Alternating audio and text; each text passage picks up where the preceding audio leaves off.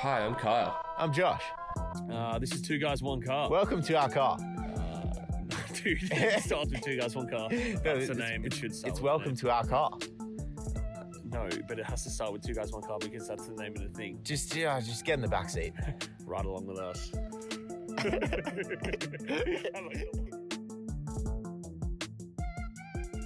Welcome back to Two Guys, One Car, a podcast with a purpose, designed to encourage everyone to live rather than exist. This week, we have one of my best mates, Byron Dempsey, on the podcast. Byron is an entrepreneur who runs his own startup called Driven Young. Driven Young consists of a podcast and the Driven Young program. The podcast has received over 900,000 downloads and over 150 million views. The program is designed to connect and educate 18 to 30-year-olds over the course of 6 weeks. With a mixture of social and educational events, the program has changed the lives of hundreds of people in the 2 years it's been running. Byron is also one half of an entertainment duo called Byron and Pace. Pace is Byron's best mate and housemate. Their account has grown to over 470,000 followers on TikTok, and the pair are now doing live shows in Sydney. I met Byron through a mutual friend and connected with him when I reached out offering to help him run his program. Being a mechanic, I run a tire changing workshop and facilitate bushwalks throughout the program. During this episode, we really dive into the entrepreneurial mindset, and Byron shares a concept called the entrepreneur's bet. We talk about the inception of the program and how it all stemmed from Byron seeing an issue young people are having when it comes to connecting. My personal biggest takeaway from this conversation was listening to Byron talk about the gratitude he has for the position he's in.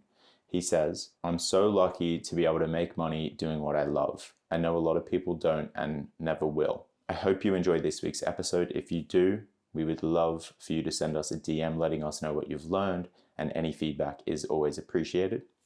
Lots of love, and we will catch you in 2 weeks. That is right, if you have not heard, we are now releasing episodes fortnightly.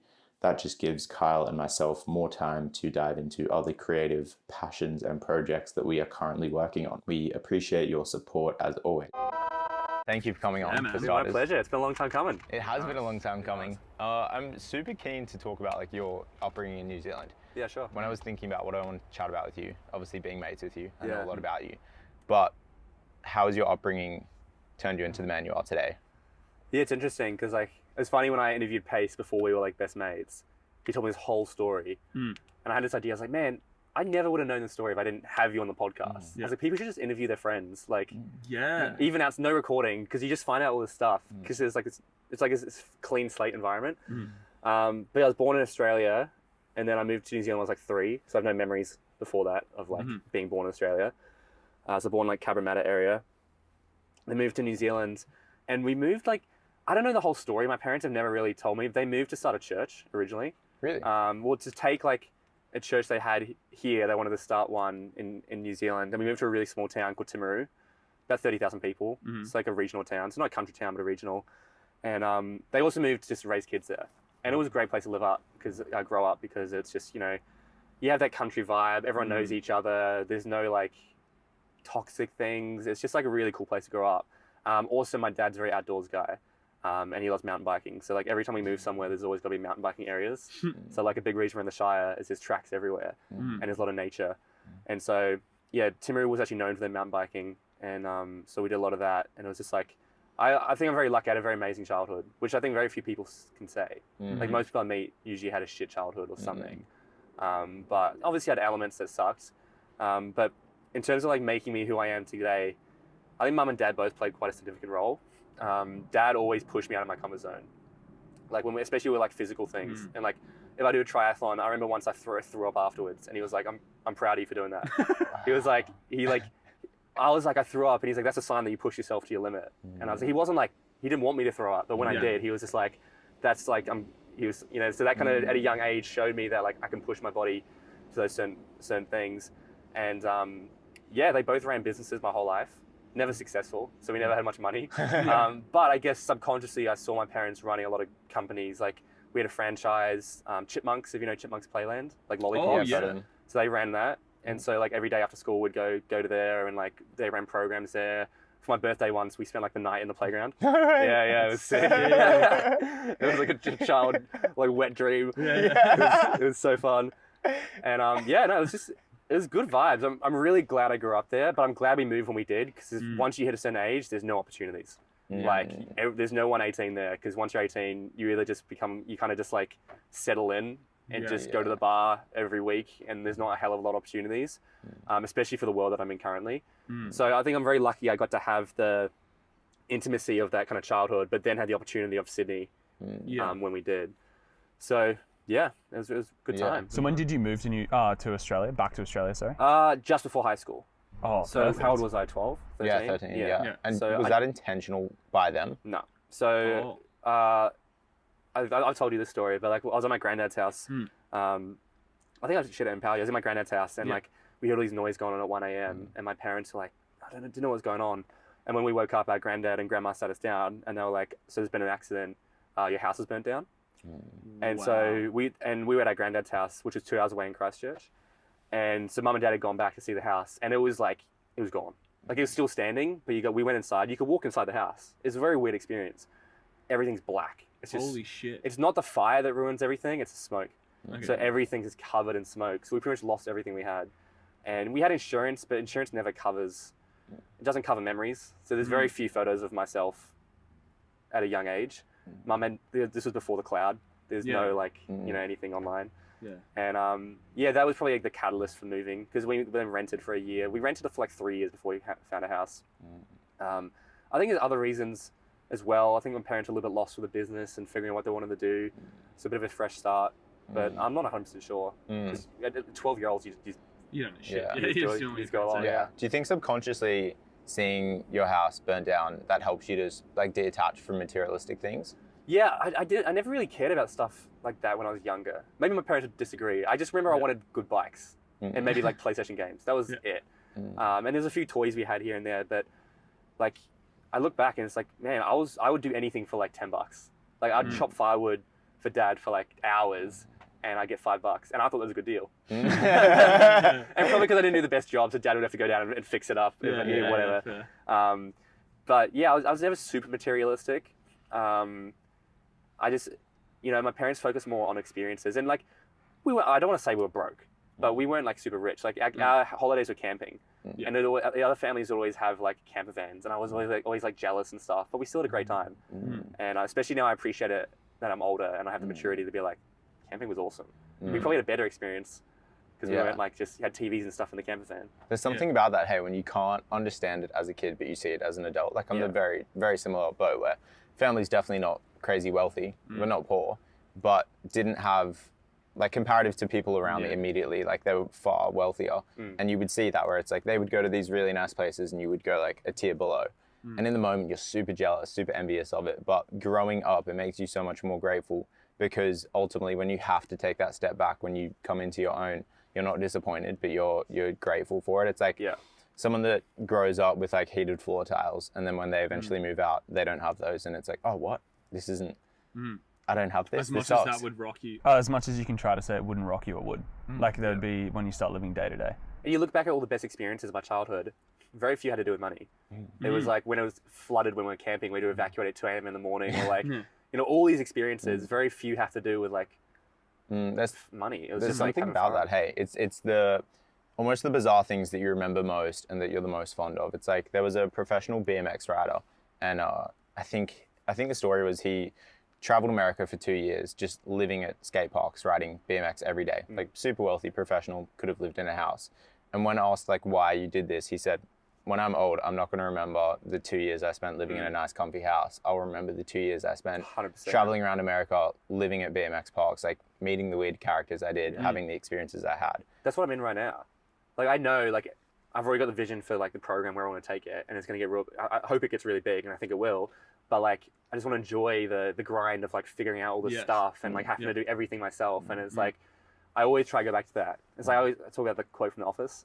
It's like I wish there was a way to remember the good old days before you leave them. Or like know you're in the good old days before you leave them. It's like you're in the good old days right now. Yeah, 100%. Just enjoy it. Which It is is how you live your days. Is how you live your life. 100%. Where people get caught up. That's a big thing I like talking about. People get caught up in like the oh, when I get this house, when, and they just literally do that for their whole life.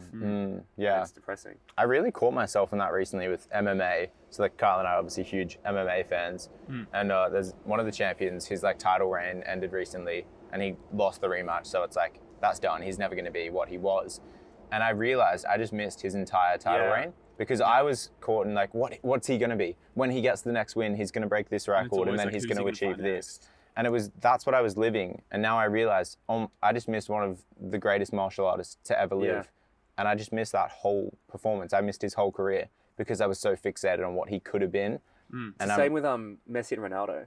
Everyone's just like, guys, enjoy Messi and Ronaldo because it's probably never going to happen in our lifetime again. To have these two people, like the best in the world, so like, I don't know if there's any sport that has two people that are so like Ronaldo, Messi. Maybe basketball has some.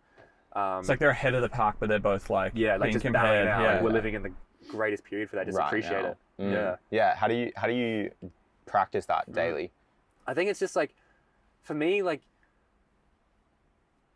I love the quote, how you live your days is how you live your life.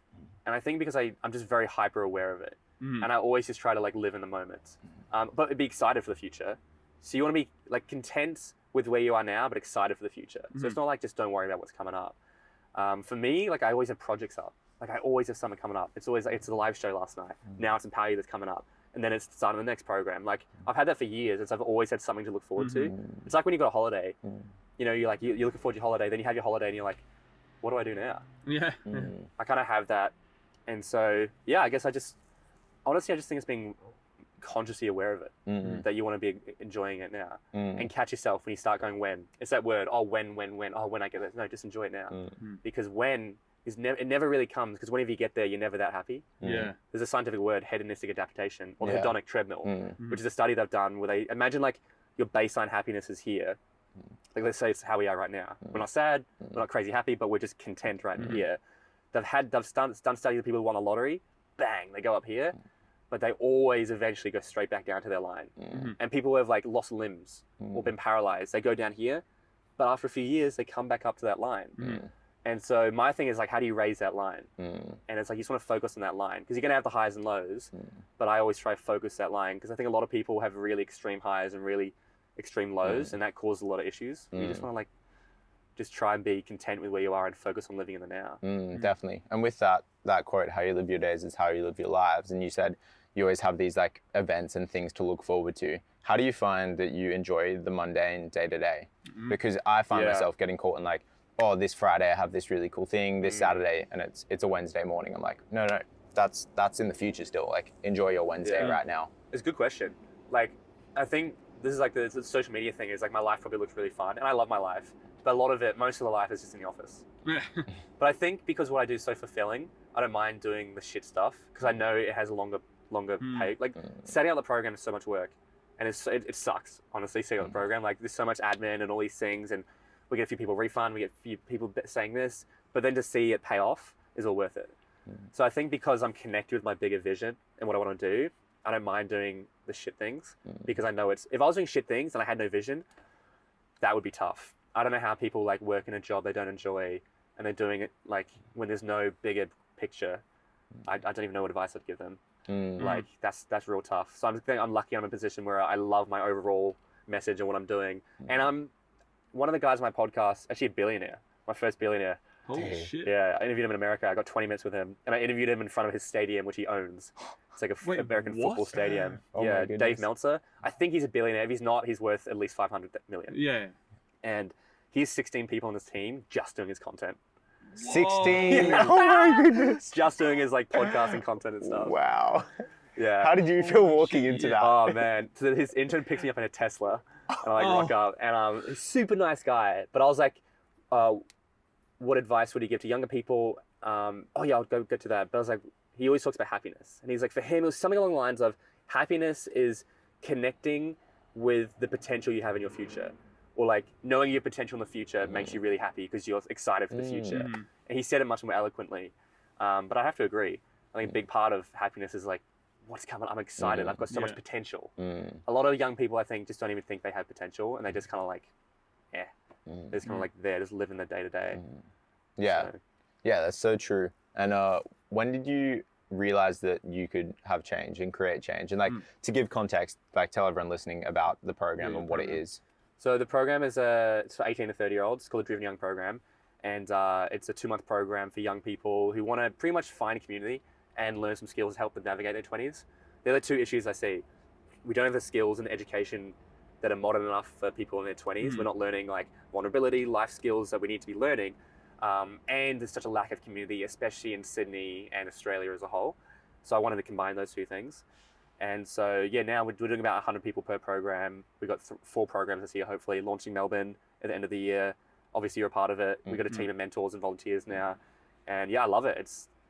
I think probably the thing I'm most proud of is I'm making money doing something I love. Which is the goal. And I could make more money, but it wouldn't be something I'm probably not as passionate about. And I was like, man, if you can make money doing something you love, that's one of the ultimate goals of life. Because like you want to have that financial freedom and you're being fulfilled and ticking all these other boxes.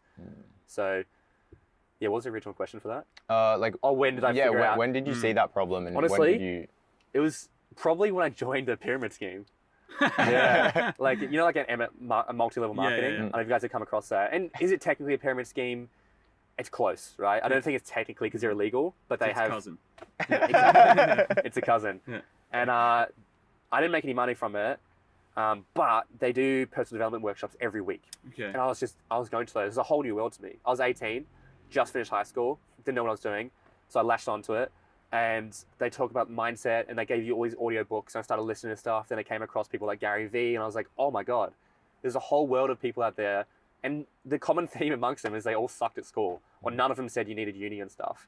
And that was like, I guess, a weight off my shoulders. I was like, oh, okay, there is stuff out there. I felt like I related to a lot of those guys. Yeah.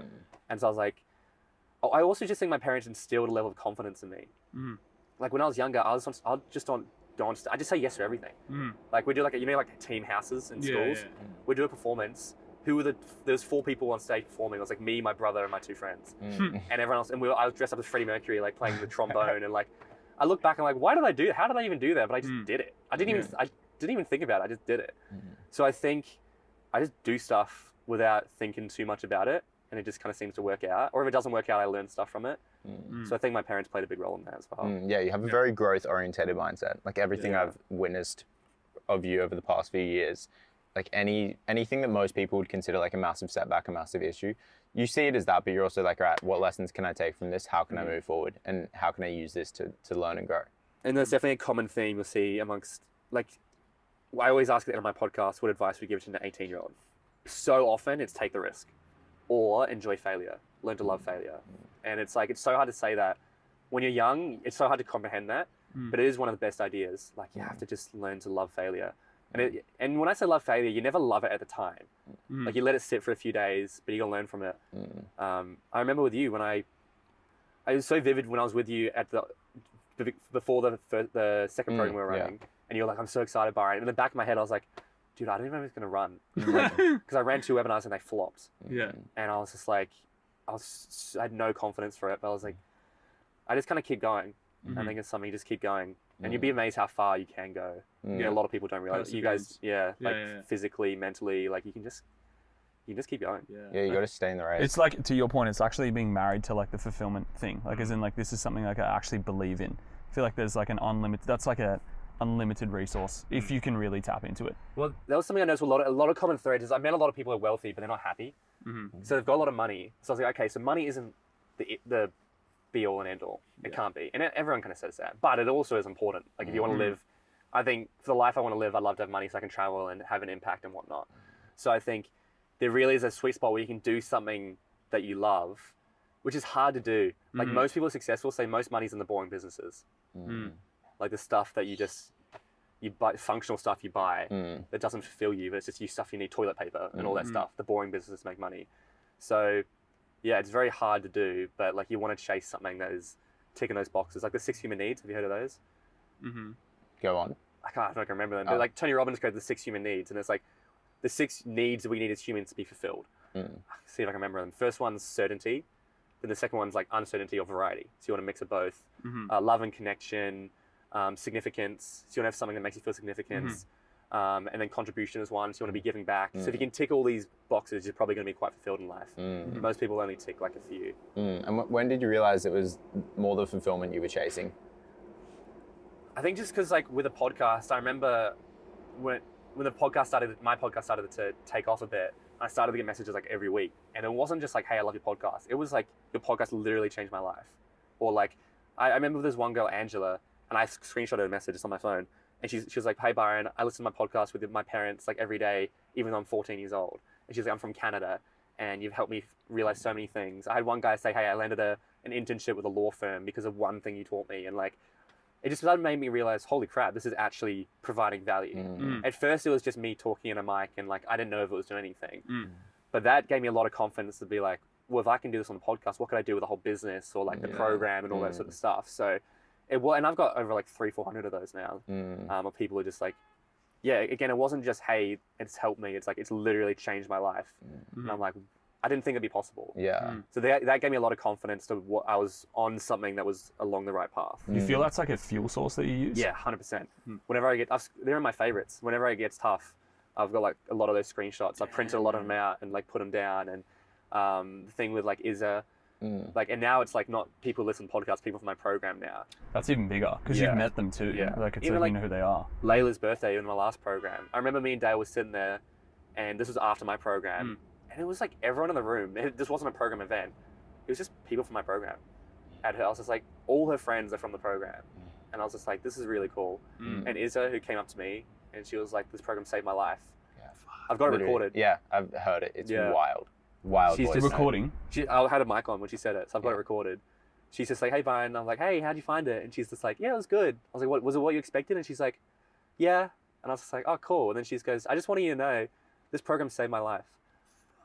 And I was just like, Any chills? I was like a deer. I was like a deer in headlight. I was like, oh. She's like, I had no reason to wake up before. Now I've got people like I want to be around. So that's the stuff I hold on to. So like the fact that I can make money and do that at the same time to me is like crazy. Yeah. So is there a danger for you where you can almost let that big you up and like get too much into your head of like, I'm this guy, I'm prophesizing, or I'm not prophesizing, but like I can be the guy. Like people put you on a pedestal, which is what happens. But it's more like the way I see it is anyone has the ability to do it. You're the one that just went out and did it. Yeah, I don't see as I saved her life. I feel like I just created an environment and everyone else saved her life. Like I just put her into something like this because I see that could be a thing, and I don't think it has affected me too much. Like I don't feel like I'm this big shot. Like I just do what I do.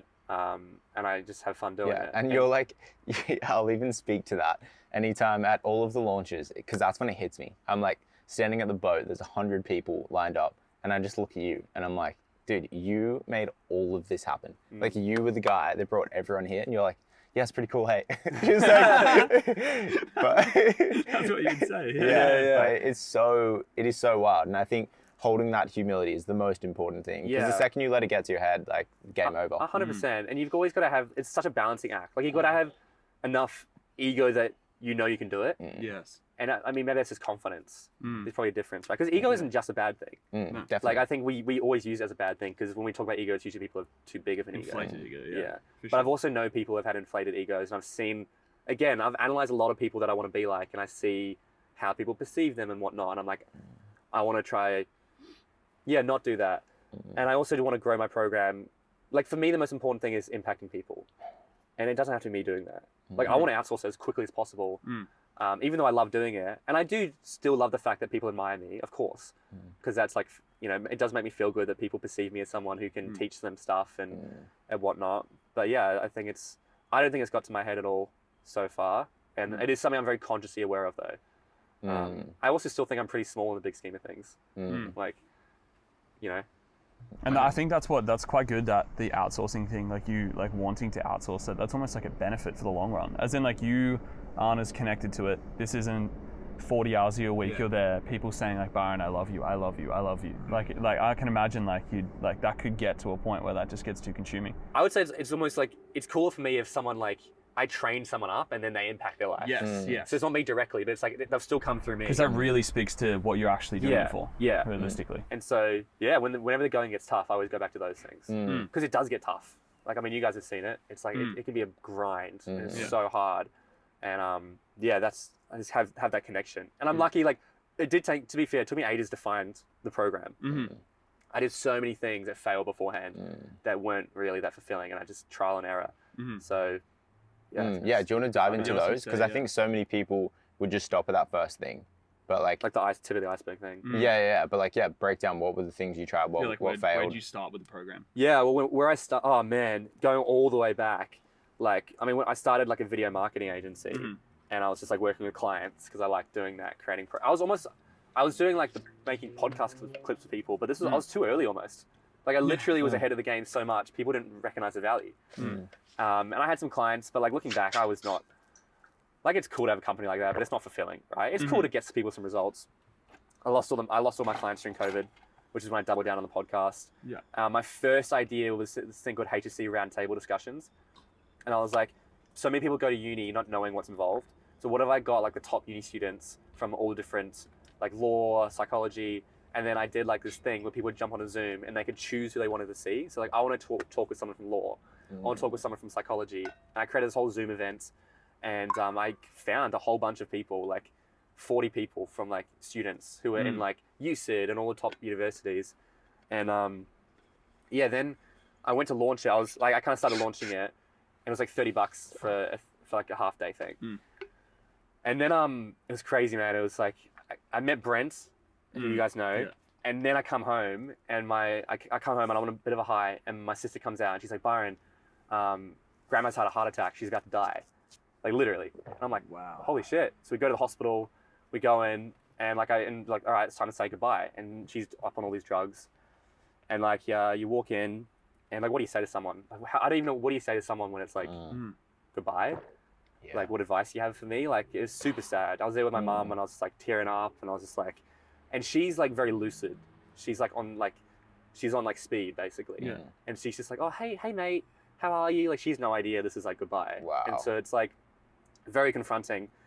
And so I was like super emotional, and then I go down, I sit down outside, and like my uncle goes in or whatever, and I just got my phone to just like distract myself. I literally pull out my phone, and someone's made a post in like the HSC discussion page, which is like my main market. And she's like, FYI, Byron Dempsey is attempting to scam people out of $30. He's not paying the people who are doing the teaching or like the questioning, even though it was a volunteer role. She applied to be a volunteer with me, and she's like, he's trying to do this, taking advantage of people, and it was just like, it was crazy. It's like I was at my lowest point, and then I see another level. It was like bang. Sorry. You're good. All good. Yeah, and it was like another level. I was like, fuck, that's crazy. And yeah, then all my friends got like super pissed. They went off at her in the comments and stuff, and but that failed. After that, I was just like, that was the one thing. I was just like, look, I can't. That stopped me from doing it. I was just too rocked. It was just like, oh man, I don't want to take advantage of people. And then I did a 6-week online course for some of my listeners, which is completely free, and that was called the Driven Young program. And it was 6 weeks, only online, just every Monday night. And I reached out to people who would DM me. And I reached out to 20 people, 10 said yes from around the world, and it was awesome. Luke was a part of it. No way. Yeah, Luke was a part of it. He was what year is this? Like 2020. This is Luke was so lost at this point. Yeah. He had no idea what he was doing. So he was just jumping in.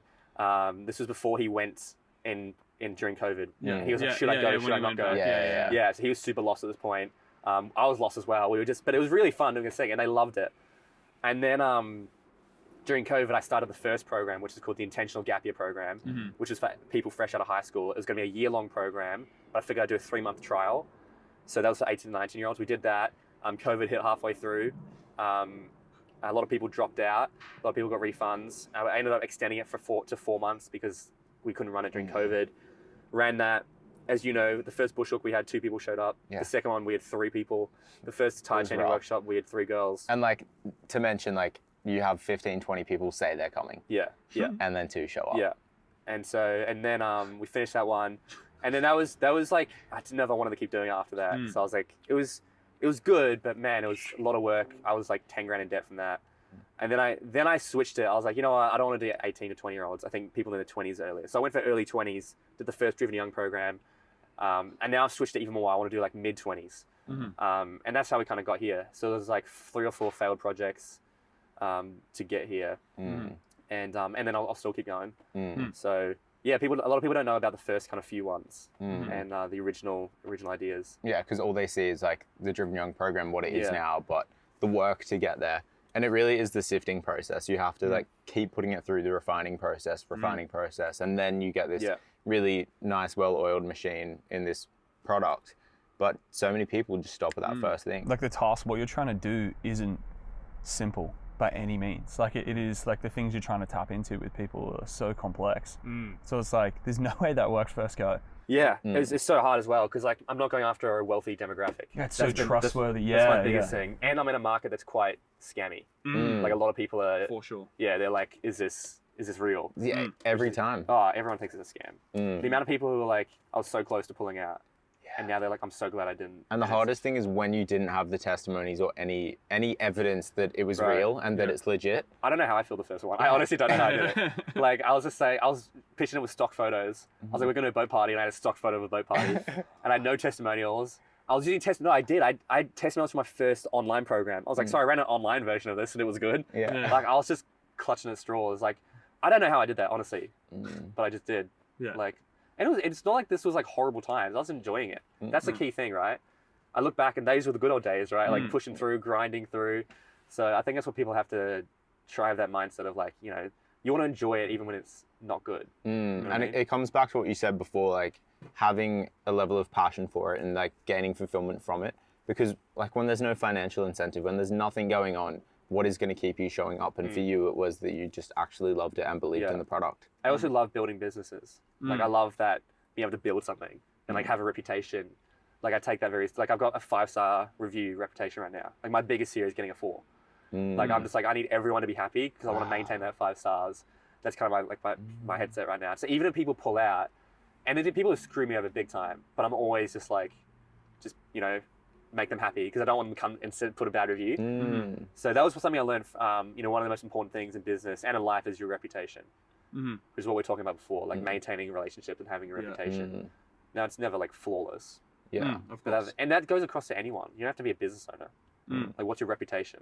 What are people saying when you're not in the room? Are people talking good about you or bad? Like, that's something I'm always mindful of. Definitely. For sure. And it's everywhere as well. Like people really separate in their minds, like their work life, their personal life and stuff. It's the same. It's everywhere. Like when you're at work, like however you behave when you go to the shops is how you should behave when you're at work. Because if you're silly at the shops and someone, you know, sees you there and then they tell that person at work, like it was like when you're in school, and I'm super grateful because that was a lesson my parents taught me very early on. Because I was super like, oh, around here I can just be silly and dumb. It's like, no. This is when it matters most. And I still think about it. Like, what if someone I meet now in 5 years, I'm going to ask them for an opportunity, but I was a dickhead in front of them 5 years ago. Why would they help me out? Why would they do that for me? But yes, it is a pressure, but it's like super healthy pressure for sure. And it's also like, it should just be desirable that you want to be like a good human being. Yeah. Like, so, Yeah, it's also like, you shouldn't just be doing it for external reasons. There should be internal reasons as well. Like this is, and that's definitely my parents as well. Like I always have the thing, it's like, what my parents think of this. Like my mum saw me behaving this way. Because like, yeah, that's probably like an internal driver as well. I'm always wanting to make her proud or like my dad proud. Because it's like, you know, I want them to be proud of me. It's if I'm doing some dumb stuff or like doing something that's like, I don't know, just like dodgy. You know, and it's always long-term play as well. I think that's something a lot of people get caught in the short-term play. Like the amount of people I know who are like, you know, they're coaches or they have like an online course or something. It's like, it never lasts. It's never a long-term play. But I know for me, the program is like a really long-term play. Like I could see it in the next 10, 20 years. Yeah, 100%. And again, it comes back to the intent, like your reasoning for it and why you're in it. It's like the podcast. So many people get into any form of content creation for views, clicks, popularity, fame. It's like, no. That's not sustainable. It's No way. Like you got to be in it because you love it. Yeah, there needs to be a selfish element too. Like you need to like acknowledge the fact that you're getting something out of it. Yeah. I feel like that's Well, you guys get it's the 6 human needs, right? Yeah. You get stuff out of it. Hard. Yeah. 100%. Whether you're contributing to people or you're getting some some kind of fulfillment from it. Oh, massive. Like we always say, like we say this so much, but we'd rather have an amazing conversation that doesn't get recorded because tech fails than a crappy one that does. But like actually genuinely. A genuine conversation, like genuinely mean that. And it it has happened, unfortunately. Yeah. I've had people come back in the studio And the second podcast is always way better. I've had Really? that, yeah. Because tech's failed and stuff. Yeah. I had a guy. I've had once or twice. There's a leaf blower in the background. And I thought I'd be able to remove it. I couldn't remove it. It was so annoying. So I was like, let's just do it again. He was cool with it. And it is super annoying in the moment, but at the same time, you can still learn so much from that convo. It's like, how else would I want to spend 2 hours of my life? Sitting down with like 2 interesting people having an amazing conversation. But yeah, people just get so lost in that, which is so sad. Yeah, I think, like a full selfless act, I'd feel like that would be quite exhausting. Like, and that may be like controversial to some degree, but like you have to find some sort of element that you benefit with. Yeah. Otherwise I can't, And I benefit from the program because I love, I hugely benefit from the program. I think it ticks all my human needs. In that. It has a lot of variety. It's always different. You know, I get a lot of fulfillment because people come up to me and they say these things, and I always appreciate people's messages. Like that's the main reason I do what I do, I think. And I just see, I think there's such a need for it. Like there's such a massive need for it. Yeah, where did you see that need? Because so many people like live a similar life to you in terms of like they live in Sydney, they see what you see, but like you're someone that just has this mindset of, oh, there's a problem here, I could solve it. Or I could at least help to solving it. I started small. You can't start with a program like this. I started with a podcast, remember? And I just did that for like, just kept doing that. And then the more I did that, the more people were like, yeah, this is a huge thing. And everyone I met would just open up to me. Like people know what I do. So they just, I hate uni. I hate my job. They just tell it to me. I don't even ask. They're like, yeah, I did a 3-year degree and I don't use it. They'll just say it to me because they know my opinions on stuff. And so the more I did that, the more I do it, the more passionate I get. Like my passions just got way bigger over time because I see it as a genuine problem. Like at first, maybe there was definitely an element of it'd be cool to start a podcast. But now it's like, this is like, yeah, it's cool to start this, but it's also like there's a massive need for it. Which is why I get frustrated when people like pull out just before the program because I'm like, I know how much you're going to get from this, but there's only so much I can do, right? Yeah. It's like relinquishing control in so many aspects. And I can't be too emotionally connected to, like, especially if we're going to scale the company, I can't be like too invested into the individual people. It'll inhibit me to grow. Like at least you, like others maybe, but you specifically, it's just like, it's too much. Exactly. For sure. So where do you see like the program in the next like 5 to 10 years? Obviously you're trying to grow it, actually do more programs throughout the year. 5-10 years, probably like franchising it. Yeah, okay, wow.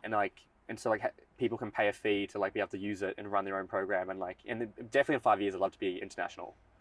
Like London, New York, it'd be cool if then we'd have like programs and communities in all the major cities in the world. So then whenever you go to a city, you can just plug into that and just like have friends in each city and just build like almost a community around the world, which is all connected through the program. So yeah, that would be like the 5-10 year, for sure. And are you dreaming about this stuff? Like, are you laying in bed at night dreaming about what it could be? That's like all I think about. I'm like, I get obsessed with the program. Like I'm always like, how can I add more? How can I do this? To the point where it's probably like, it's it's really good as it is. Like each program has so many new elements in it where I've got to just like probably find what program works and just keep it out. But yeah, I get obsessed with it. And do you think obsession is necessary? I think if you look at most successful, like traditionally successful people, they're usually obsessed with it. If you look at like Steve Jobs and like all the like the biggest people in the world, they're usually like pretty obsessed with what they do. So I think if you're obsessed, you're probably on the right track, right? If you're thinking about it at night and stuff, like And I think very few people in the world get to that point. What do you think is something like that could come, that wouldn't be a good thing that came from that obsession? Like, is there anything you would reflect on? Yeah. Like, I mean, I'm 25, almost 25, and I feel like there's a lot of like traveling I'd like to do. There's a lot of like, I haven't sacrificed. I wouldn't say I've sacrificed that much because I still go out a lot. I still do some cool stuff. But if I wasn't doing this, I would have traveled a lot more. But I plan to travel a lot more. If I can make enough money, then I can travel the rest of my life. That's my logic. But I don't want to like do that by the time I'm like 50. So it's like that balancing act. So I think obsession could lead to neglecting friends or family or looking.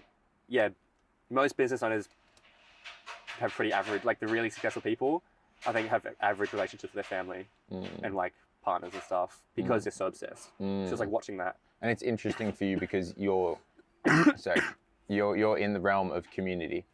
Everything you're building is around community.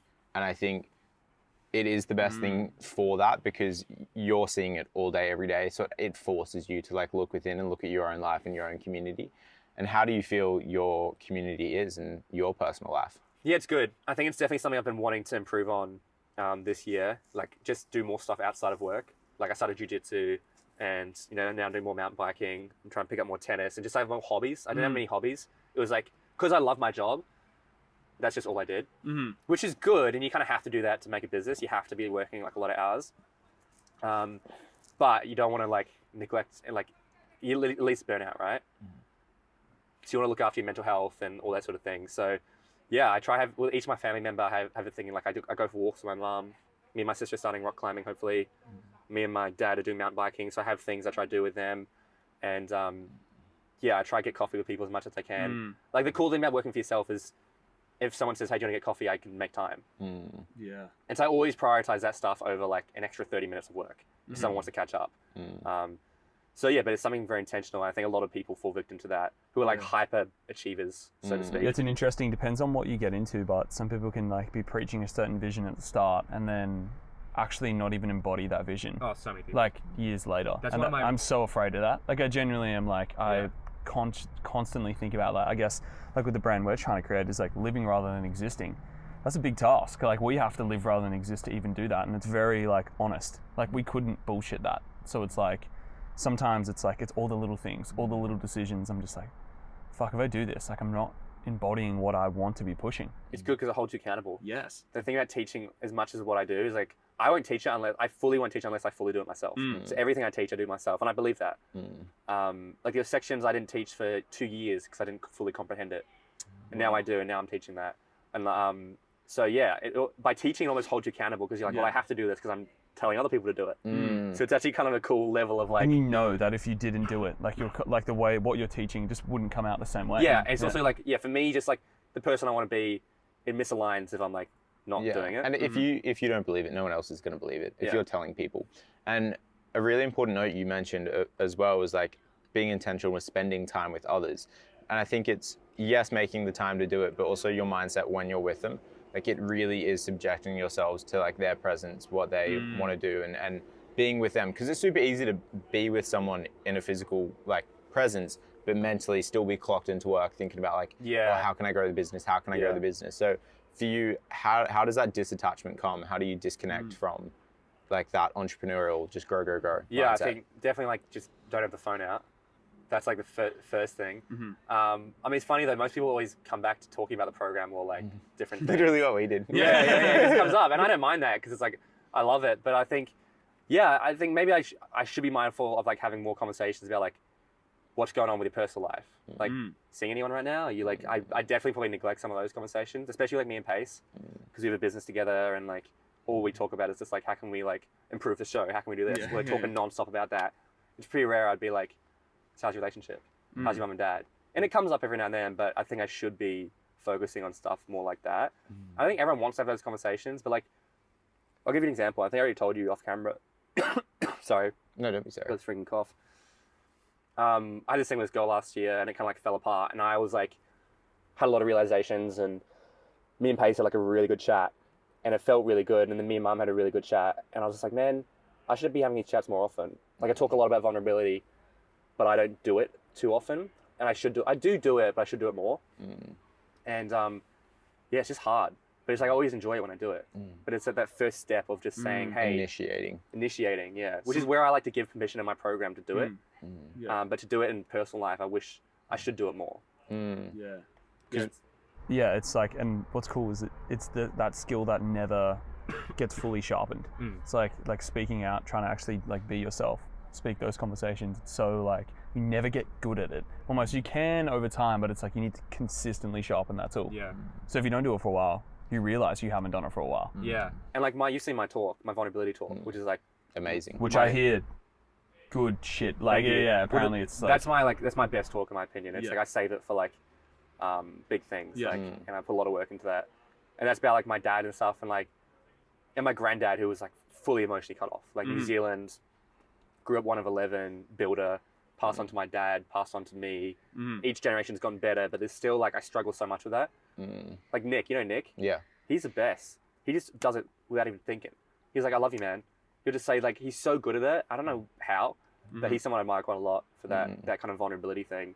Because it is really important. It is so important. And to your point, like with Pace and the disconnect there, I can't imagine how it is for you guys because like context, you guys live together, Yeah, we do everything together. work together. Like you're sleep. in you're in the Sleep, same jerk place. off together. Yeah. Dude, wait, where are we going with this? Yeah. No, But- we do everything together. Yeah, but I think for Kyle and I, we're lucky in that sense where like we were best mates before we started doing anything together. So for us, it's always been the friendship, the brothership first, and then the work. So like when we meet up for like the start of our work week, it's always like, hey man, how you been? How's your week been going?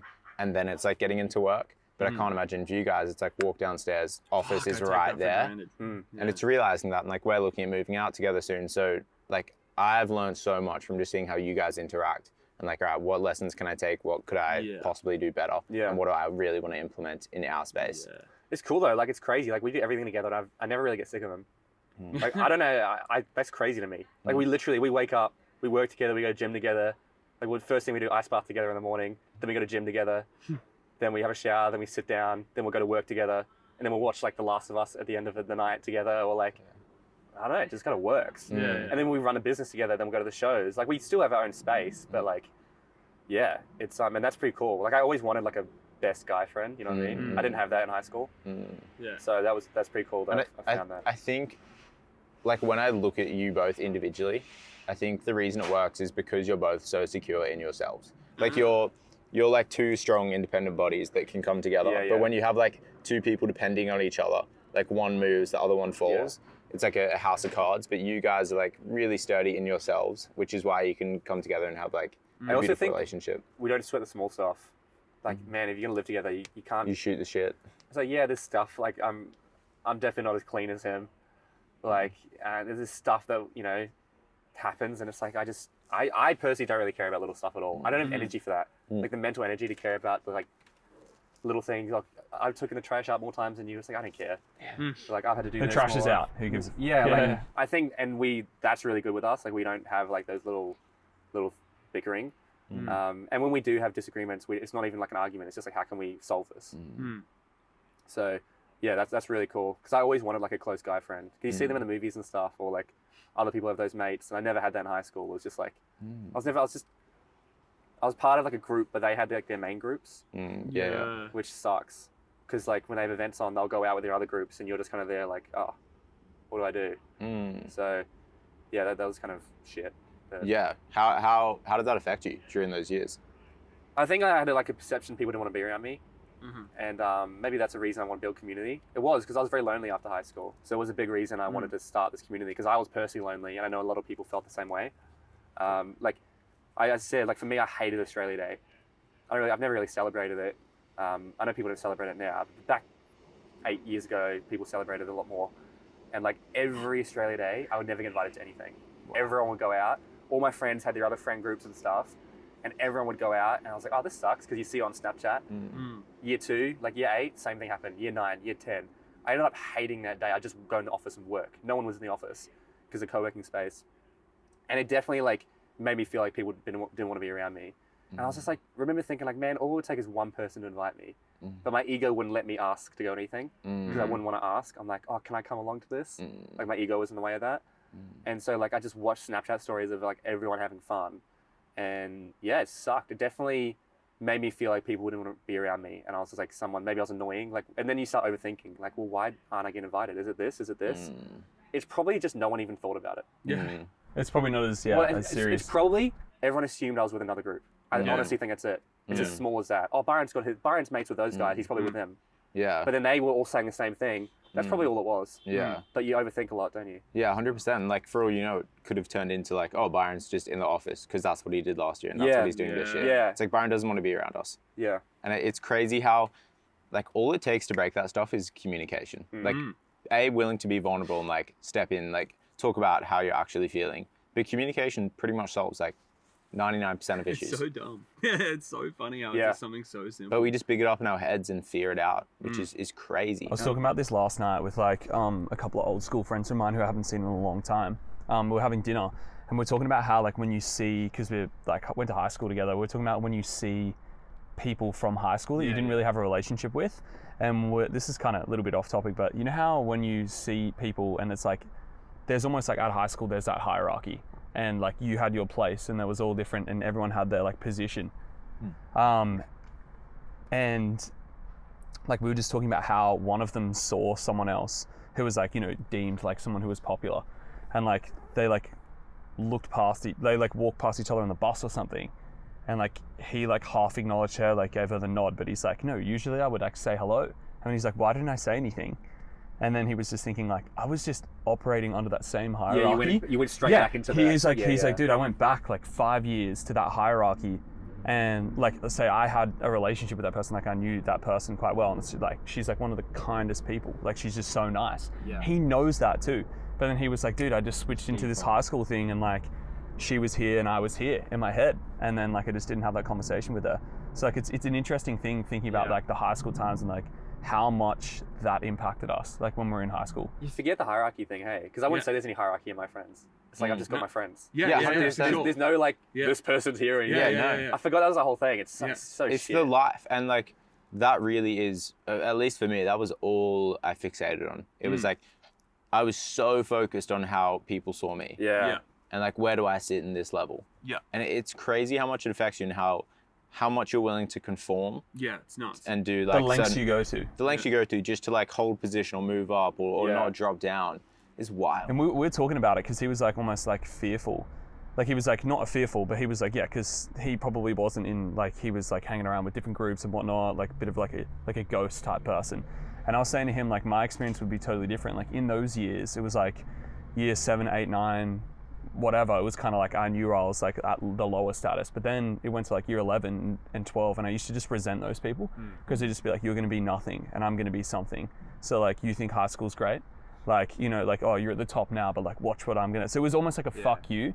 So I was saying to them, like, now I wouldn't be like that. Maybe like if I saw a particular person I don't know, like I don't know until I'm in that moment, but I would have faith that I wouldn't be. But I reckon like a few years just out of high school, there was times where I'd see people and be like, yeah, fuck that guy. It's like, dude, you don't even know him. Like, what are you doing? I catch myself, it's so dumb. I catch myself sometimes being jealous of people. Yeah. I catch myself like, oh, damn, why am I being jealous? Like, it's such a bad thing to have. Oh, I it's think the worst.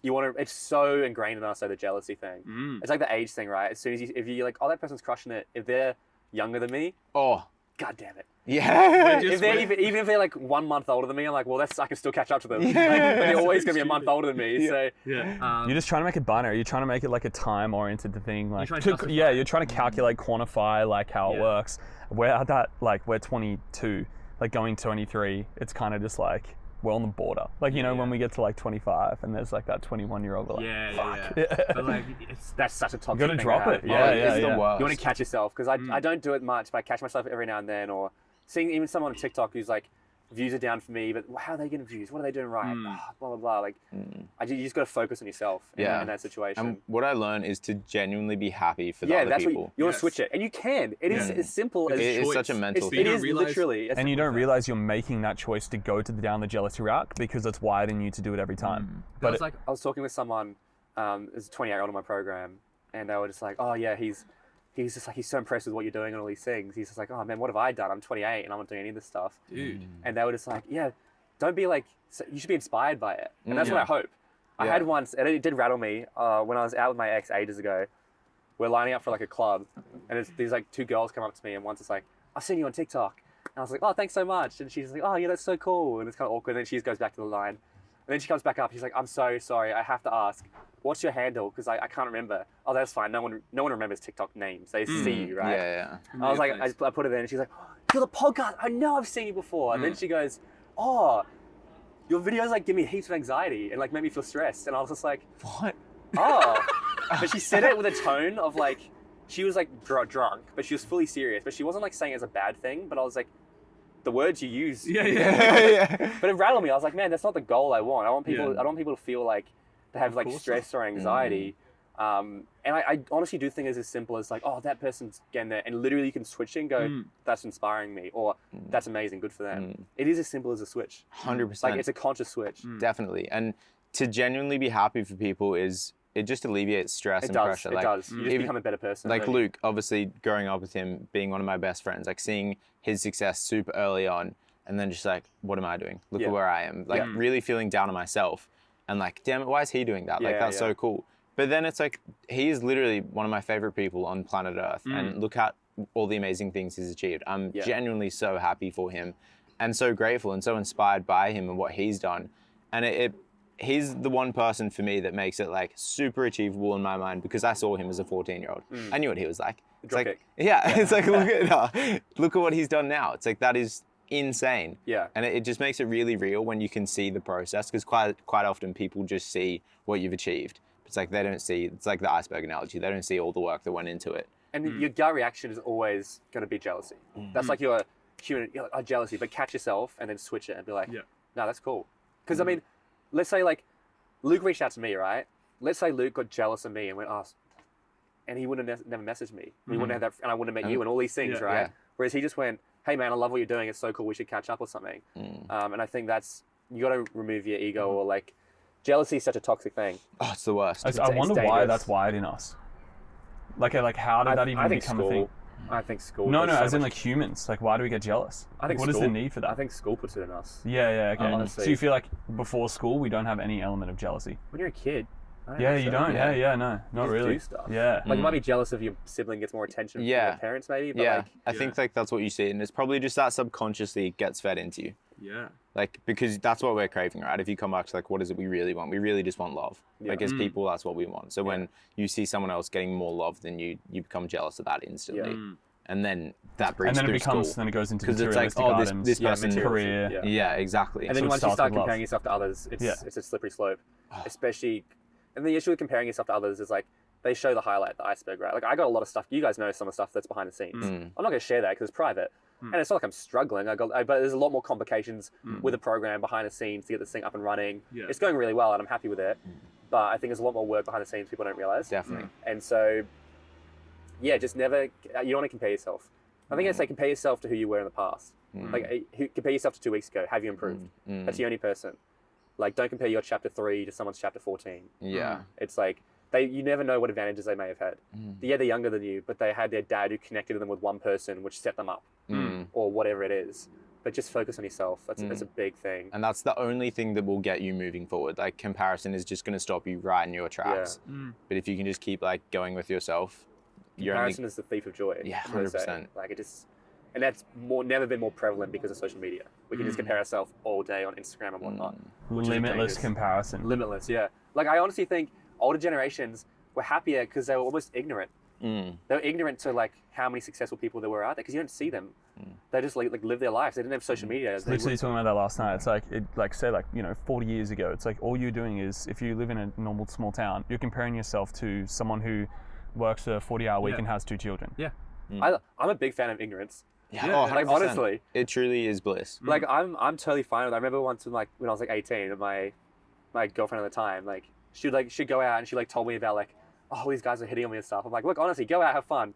I don't need to know the details. Like I know it's gonna happen, but I'm just being ignorant. I trust you. Like even little stuff like that. I don't mind being ignorant to stuff I don't need to know. Yeah, So, it is beautiful. And like sometimes I do think about what it would have been like to live in a world where we didn't have access to 8 billion people, like in an instant. Because if you just had your like tiny little community and you didn't even know other countries existed, you didn't even know about other people, like what liberation does that come with? There's 2 elements. I think that would be really freeing, but then you don't know what you don't know. Like then you might not be living a really cool life because you're just so used to this. You're in this bubble. So it's like finding that balance of, okay, I see how much potential there is out there, which is how I leverage it. I'm like, there's so much potential out there. I know I can do cool things. I can leverage all this stuff, but I don't want to catch myself comparing to other people. So that's a big thing in the 20s as well. Definitely. And I also think as well, I always come back to the mentality that there's enough pie for everyone. There is. Everyone can eat. Especially in Australia. Oh, 100%. Like, 100%. A lot of opportunities here. Because we just get, like, in that jealousy mindset, then comes greed. And it's like, I got to take all of it for me and no one else can have any. It's like, everyone can eat. Well, that's cool thing about my program. I like people like you. Like, I bring in as many people as I can to get involved as much as I can. Because I just think it's like, I want to give you guys as many opportunities as possible. And like, my whole thing is that people, I feel like I want to, the rising tide lifts all boats sort of thing. It's like, as a program grows and people around me are going to grow and we're going to give them more opportunities and all these things. So it's just like, you want to play like a win-win scenario game, not a I win, you lose sort of thing. Definitely. Because then that also puts a taint on the relationship. Yeah. And you don't want that. Because then it feels like people are working for you, not with you. Yeah. And you want people to be working with you, especially in the community space. Yeah. You want people to believe in the vision. Yeah, 100%. Yeah, it's it's wild what you've built. Yeah. Thank you. If you weren't doing the program, what do you think you'd be? Oof. Usually people answer that with like, I don't know, because I'm doing the program. Yeah. No, but that's a cop out. Yeah. That's why I said it. So you don't pop out. Like, would I have to have a job or would I create something else? If I was to have a job, I think I do love marketing. Yeah. But then do I love marketing because I love doing the program? Yeah. And do I love doing marketing because I just love, like, but I do love running ads, doing marketing, building businesses. Mm-hmm. So I'd probably do something in like marketing, but I'd want to be like quite high out in marketing and have a lot of responsibility and like manage some cool, like do really unique campaigns with like big companies, like do like Red Bull stuff. Like, all right, you got 500K, do this huge promotion. You got access to our team. Like, what can we do? How can we leverage that on video? How can we get people's attention? Do some stunts and stuff. I reckon that'd be quite cool. Yeah. Do you feel like that's a natural tendency that you move towards, like based on your strengths? Yeah. Yeah. And there's strengths that I've identified over the past kind of And 6-7 built years. upon, probably. Yeah. Yeah, that's cool. I reckon that'd be cool to do, and I probably will still do it. I also love I love to like make documentaries or like films and stuff. That was like my original passion when I was 11. Yeah, you've mentioned that before. Yeah. So I still would like to like enter into the field of like filmmaking and whatnot. That was my original passion, which I've kind of stepped away from. So I'd love to kind of pull back into it as I get a bit more free time and more money and resources to go into that. Yeah. What is it you love about it? The storytelling aspect? Yeah, I think I like storytelling. I love creativity. I love being able to. I love ideas. Like I always have love ideas. Like I was talking with Mum, and I think I said to Mum, I was like, I think I have a learning disability. Like it's like genuinely, not just like, you know, my brain's always firing. I might have ADHD or something. Don't really care. But she was like, you probably do. She was like, I think I've also recognized that as your mother. I've seen some stuff. But she's like, but that's the reason your brain's firing. That's how you have so many ideas. Because one idea leads to another. And what about this? What about this? Now we could do this. Yeah. And that's why I've created the program. And we call that a disability. Exactly. Like, isn't it funny? Like disability. And so pro ability. she like, helped me freaking... reframe it as like, this is your biggest strength. So now I'm kind of like, okay. So I do love coming up with ideas and being creative. But the other thing is a lot of people can come up with ideas, but implementing them is the hard part. So it's implementing, but I think for a lot of people, it's also voicing them and just saying it aloud, because so often people are afraid to be judged. It's like, just if you have an idea, you got to say it. The thing is, right, That'd be great. a small idea is going to lead to a bigger idea. Like I always say, there's no bad idea in a brainstorm. It's like if we're doing a brainstorm, I don't Just care. It could any be the words. dumbest thing Yeah, ever. Like yeah. there was Ryan from The Office. You know Ryan from The Office? Yeah. He's one of actually the writers in the show. Yeah. And he said that before The Office, they would do like 2 weeks of just the most insane stories ever. They'd be like, what if Jim and Pam went to the moon? That's not possible. Yeah. What if this happened? What if Dwight shot someone? What if Michael left and did this or whatever? Yeah. And they would get their creative juices flowing. Then they'd pull it back and they'd be like, okay, what if they didn't go to the moon, but what if Pam left the city? And that caused friction in the relationship. Yeah. And that's Let's also take it to the extreme and then bring it back. yeah. So there are no bad ideas. So I think Yeah. once you create a space like that, everyone should share their ideas. And that's where you start bouncing, oh, we could do this, we could use this, and then bang, that's where an idea starts to come in. Yeah, 100%. And then, as you said, it's implementing the idea and making it a reality. Implementing it and just backing it and just keep And that's going. where like it really comes from the belief. Like that's what you need at the core. Is like, Yeah. I believe I can do this and that this could be something. Dude, do you know how many people quit their jobs in my program? Because they finally realize, they're like, oh my God, I could be doing so much more. Like so many people don't even have, they're so in the, Just rat race. yeah, whatever it is, Yeah. whatever you want to call it, right? Existing. They're just like in the right. economy, or like people say like the Matrix, right? Yeah. The, you know, whatever. They're in whatever it is. They don't even realize they have that potential in them. There's like that story I read. They're like, imagine if LeBron James. Have you heard me say this? I don't think so. I read in a book. But he's like, imagine if one day LeBron James hits his head. And he wakes up in Australia and he's got amnesia. He has no idea who he is, but he can talk and everything. I've heard this. Yeah. And he goes, you know, imagine he goes to Woolies to get a job so he can start paying the bills. He's packing boxes, and you walk into Woolies and you see him there, and you go, LeBron, you should be playing basketball. And he goes, oh, I enjoy playing it, but I don't know if I can make a career out of it. You would do everything you can to make sure he goes to play basketball, because you know he's going to make hundreds of millions of dollars. He's got this potential in him, and it's like I see that in a lot of people. I see them just stacking boxes or doing whatever, and like they could be doing so much more, but they don't have the belief. They have amnesia in themselves. They have no idea what their potential is. Because I think if you heard that thing, it's like, you know, when you die and you're at the gates or whatever. Yeah, it's yeah. like You meet the person you meet the could have pit. been. Yeah. But he's like, the truest version of hell is when you meet the person you could have been. Yeah. And I think it's a good one. It's like, It's a great quote. yeah, it is a true one. Like, who are you? Who is that person? And most people would have an insane version of themselves. Yeah. And they don't even believe it. And what I like about that as well, I dial it in a bit more where you meet the person you could have been, but you also see the little decisions you had to make, like that would have led you to become that person. Yeah. It's like just saying yes to that one opportunity. Literally, probably. That's probably all it is. That literally could have been it. It's like, how did you become this person and you didn't? Well, they said yes to something. Yeah, it's like, remember that thing back then when we were 19, someone offered us to travel around the world and you said no, I said yes. Yeah. And Also, maybe they said no. Yeah. Like, as in, like, if it's something that, like, was going to lead them down maybe the wrong path, but they were just ignorant to it because it was just the natural flow of things. It was just like, oh, like, nah, that doesn't seem like a good idea because I don't think I'm ready for it or something like that. Well, the top regret of the dying is I wish I lived a life more true to myself rather than living a life based on opinions of others. That's number one. Number 2 or 3 is like, I wish I'd worked so hard. I wish I'd spent more time with my kids. And I wish I had taken more risks. I said often they very, very rarely regretted any of the risks they had taken in their entire life, but they often regretted the risks they'd never taken. Which the biggest thing is because they have the benefit of knowing that it worked out. Yeah, like they know they're here. Like, yes, they're dying, but it's like, they know they're here. It's scratching their brain like, what if I had done that? What if I oh, Fabio, you know Fabio? Yeah. He dropped one of the greatest stories I've heard in my podcast, and it was so good. And he was like, I was out in the outback, like shooting some stuff, we're like doing some drones and cameras, and this photography group comes up, and there's like a whole bunch of old women in it, and there's this one old woman, and she comes up to him, and she's just like, they have a chat, and she's like, oh, you're so lucky you get to take photos at your age. You know, I had to work 60 years of my job before I could do what I love. And then she just leaves, and he's like, this angel just came down and gave me this advice. And she's like, I had to work my whole life before I could actually pursue something that I enjoy. And for him, because Fabio was working a corporate job which he hated, and now he's doing something he loves, and he's like late 20s or whatever. Yeah. And it's just like, man, I feel so bad for that woman. Yeah. But she was a woman in what, like the 70s, 80s. She was limited for opportunities. Like, she had to follow the path. We have that opportunity where we don't have to. That's what makes me excited. Yeah, we have the resource and the opportunity, which is... You can if you want to, but at least now, the good thing about the internet is we know what we could be.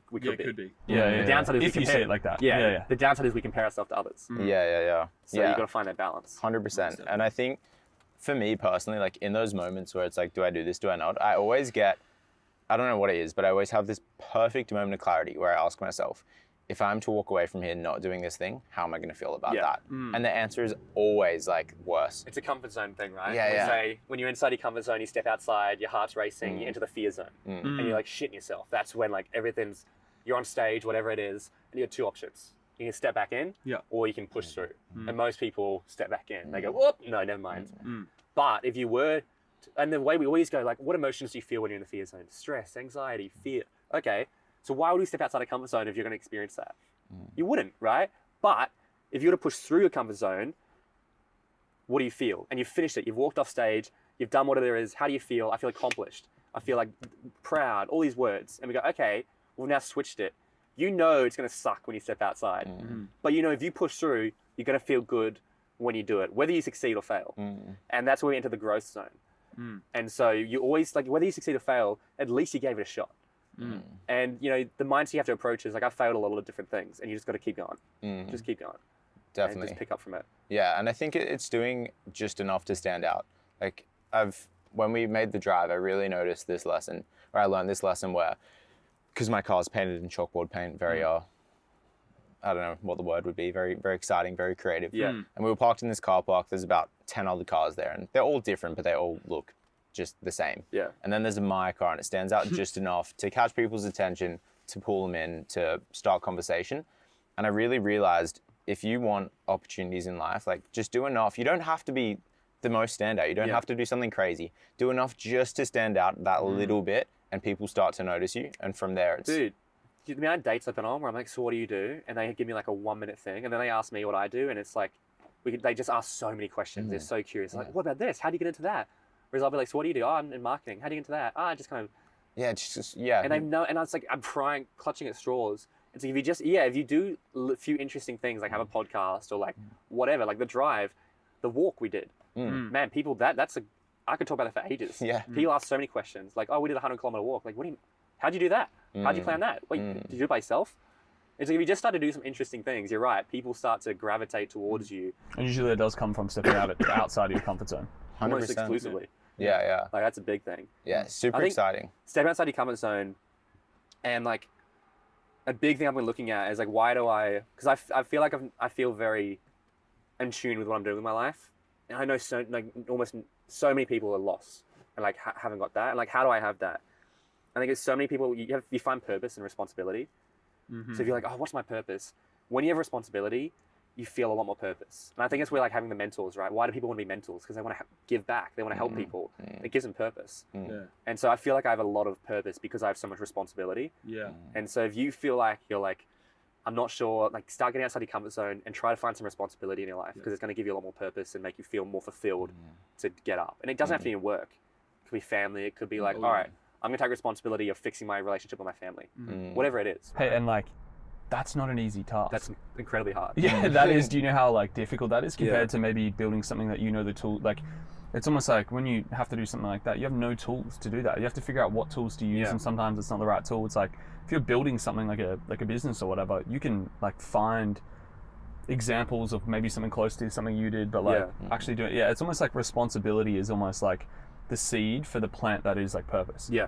It's almost like you need that. It's that it evolves to almost purpose. And like again, people were back in the day. Their purpose was just to do the job. Yes. Their responsibility was like to build this house or something.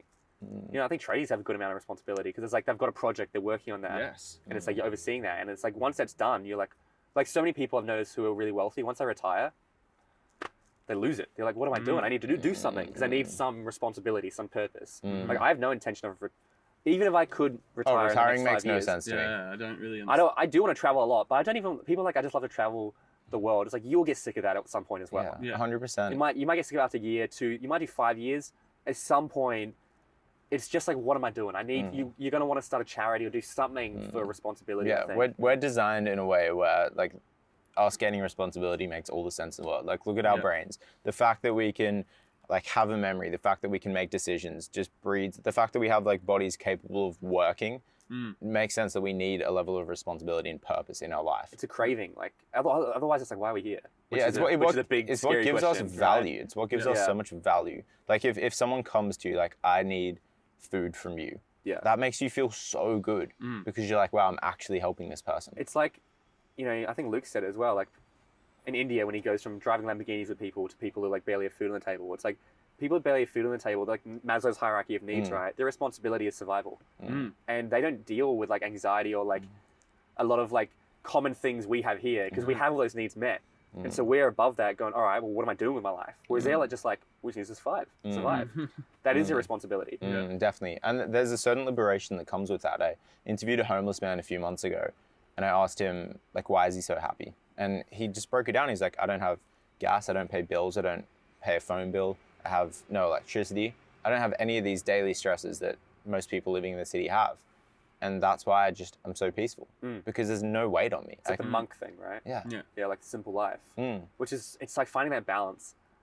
Like, that's the thing. It's so tricky. But yeah, so many people, like most people make money, have no time. That's why they have a lot of money. But the really rich people, like they just work nonstop. And that's not the life I want to live. I want to be able to like have money, give back, and still have time to like live a cool life that I want to live. That's kind of like my ultimate thing. Yeah, and there is definitely a certain addiction that comes with those people that chase that money. Like these God. guys on TikTok were walking around like Sydney's richest suburb, like I think Vaucluse or somewhere like that, asking homeowners like how they got so rich. And this one guy just said like he's like 50, looks like he's 70, just all the stress you can tell from his life and his work. And he's like, long days, I'm working 16 to 18 hours a day. That's insane. For like 30, 40 years. And it's like, that's awful. I couldn't, literally, I'd rather live in a shack. Yeah. Oh, so would I. Like that. And that's why people, especially young people, I think, we're starting to realize that they'll take pay cuts if they have more responsibility and purpose. And they're like contributing to something. Rather than just working with a corporation that they might not. Because they're still getting paid, but it's just not financially. Yeah. It's like in fulfillment. Yeah. Which is almost priceless. Yeah. Realistically. Yeah, exactly. And that's where it's like, you know, the balance of like, do I make more money? Do I go for this? And so many people are struggling, I think. What sort of guides you in life? Like when you look at a compass that navigates you and helps you make decisions as to where you want to go, what do you feel sort of pulls you towards these things? Right now, it's just the program. like I've always been so split because I have so many ideas. I've like Byron and Pace and like the podcast and TikTok and all these different things. But then I'm like, I just need to laser focus on one thing. Like I'm doing Byron and Pace because we've already started it and it's like, it's fun. But if Pace wanted to start that fresh, I wouldn't do it now. Like if he came with the idea, because I'm like, it's taking me away from my main goal. Like the program is like all I'm doing, like 90% of what I do. So we did the show last night for Byron and Pace, and that's fine. But I don't want to get taken away too much. So I'm just like, now that I have something, I know it's working and I'm loving it, I'm just laser focused on that. Like, so anything that goes towards that, I'll do. Anything that takes me away from that, I'm trying to avoid. And that's taken me years to get there. Like from 16 to 24, I was just saying yes to everything. And I had my fingers in a lot of different pies. But you notice like all the successful people, they usually just do one thing really, really well. And then when they're successful, then they start all these other companies because they've got the money and the brand and everything. Yeah, it's almost like it starts as quantity. Well, it starts as quantity, then you realize you need to focus on quality. Yeah. And then you can focus on both. Yeah. And it's hard to focus on one thing, especially if it's not bringing you money. Right? That's where you're going to have to eat shit and like manage your time and all that. But now I'm at the point where I'm like, all right, I'm just going all in on the program. So anything that moves the needle for that, I'm doing that. And so, yeah, building the brands, just going all in on that, and just that's kind of guiding me right now. But before it was like reputation and brand and the life I want to live, and just kind of like, again, want my parents to be proud, and just kind of like focusing on, is this something I want to do? I'm very intentional with the long term. I think very few people, especially I see a lot of like gurus or like people, you know, like doing courses and stuff. It's all short term. Even like coaches, I see people doing like, you know, we're life coach or whatever. It's like so short term. Like that's not, you can do that for next 20 years? Probably not. So that's what excites me most. I think I found something I can do for the next 20 years. And there's so much I can grow off the back of it. Like we can do so much with it. So it's a tricky question though, isn't it? Like how do you guide someone? I think you want to have a look at your values, and then does this fit within your values? Yeah, definitely. What are the motives? What are the driving factors, I think? Yeah. Like, is it sustainable to have diesel running a petrol engine? No. Like you need nice petrol in your What are your petrol core car. values in life? And then you can use those as a bit of a guider. And are those values something you want to like be guiding you? I think a lot of people, just through the nature of their environment, have been corrupted and probably have values that they wouldn't ideally want to have, but that's just how they are. It's like, all right, look at changing that, look at changing your environment. It's going to take your whole 20s to find your values. Some people it's going to take 30s as well. Like your values can change. It's like an ongoing journey. That's the thing. I think the issue with like school and uni is it's like, okay, I'm done learning now. I've done my education. Not really. Like you're just about to start. Like a lot of people have to unlearn what they've learned at school. I did.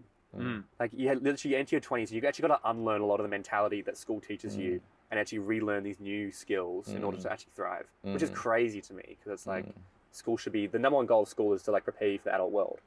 You would think. And and it's Like, just not. It doesn't at all. And it's super, I really think it is the language they use as well. I found for me personally, like the first 17, 18 years of your life, you get pitched as like, this is where you learn. And then from there you work and then you retire. And I don't know why, but I never associated work with learning. It was always like learn and then you work. And learning was this really like tedious, kind of mundane, undesirable thing. But now that I'm out of school, all I want to do is learn. Because you don't in school, you don't enjoy the learning. Because you also can't find a practical use for it. Like, we're not idiots. I was 15 at school, like, miss, when am I going to use this? And she's like, you're not.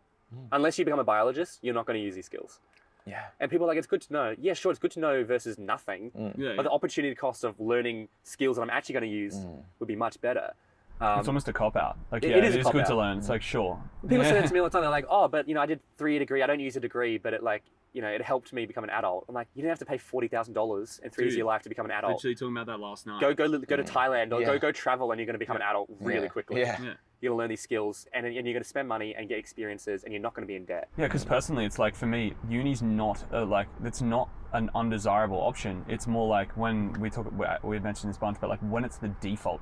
It's a default.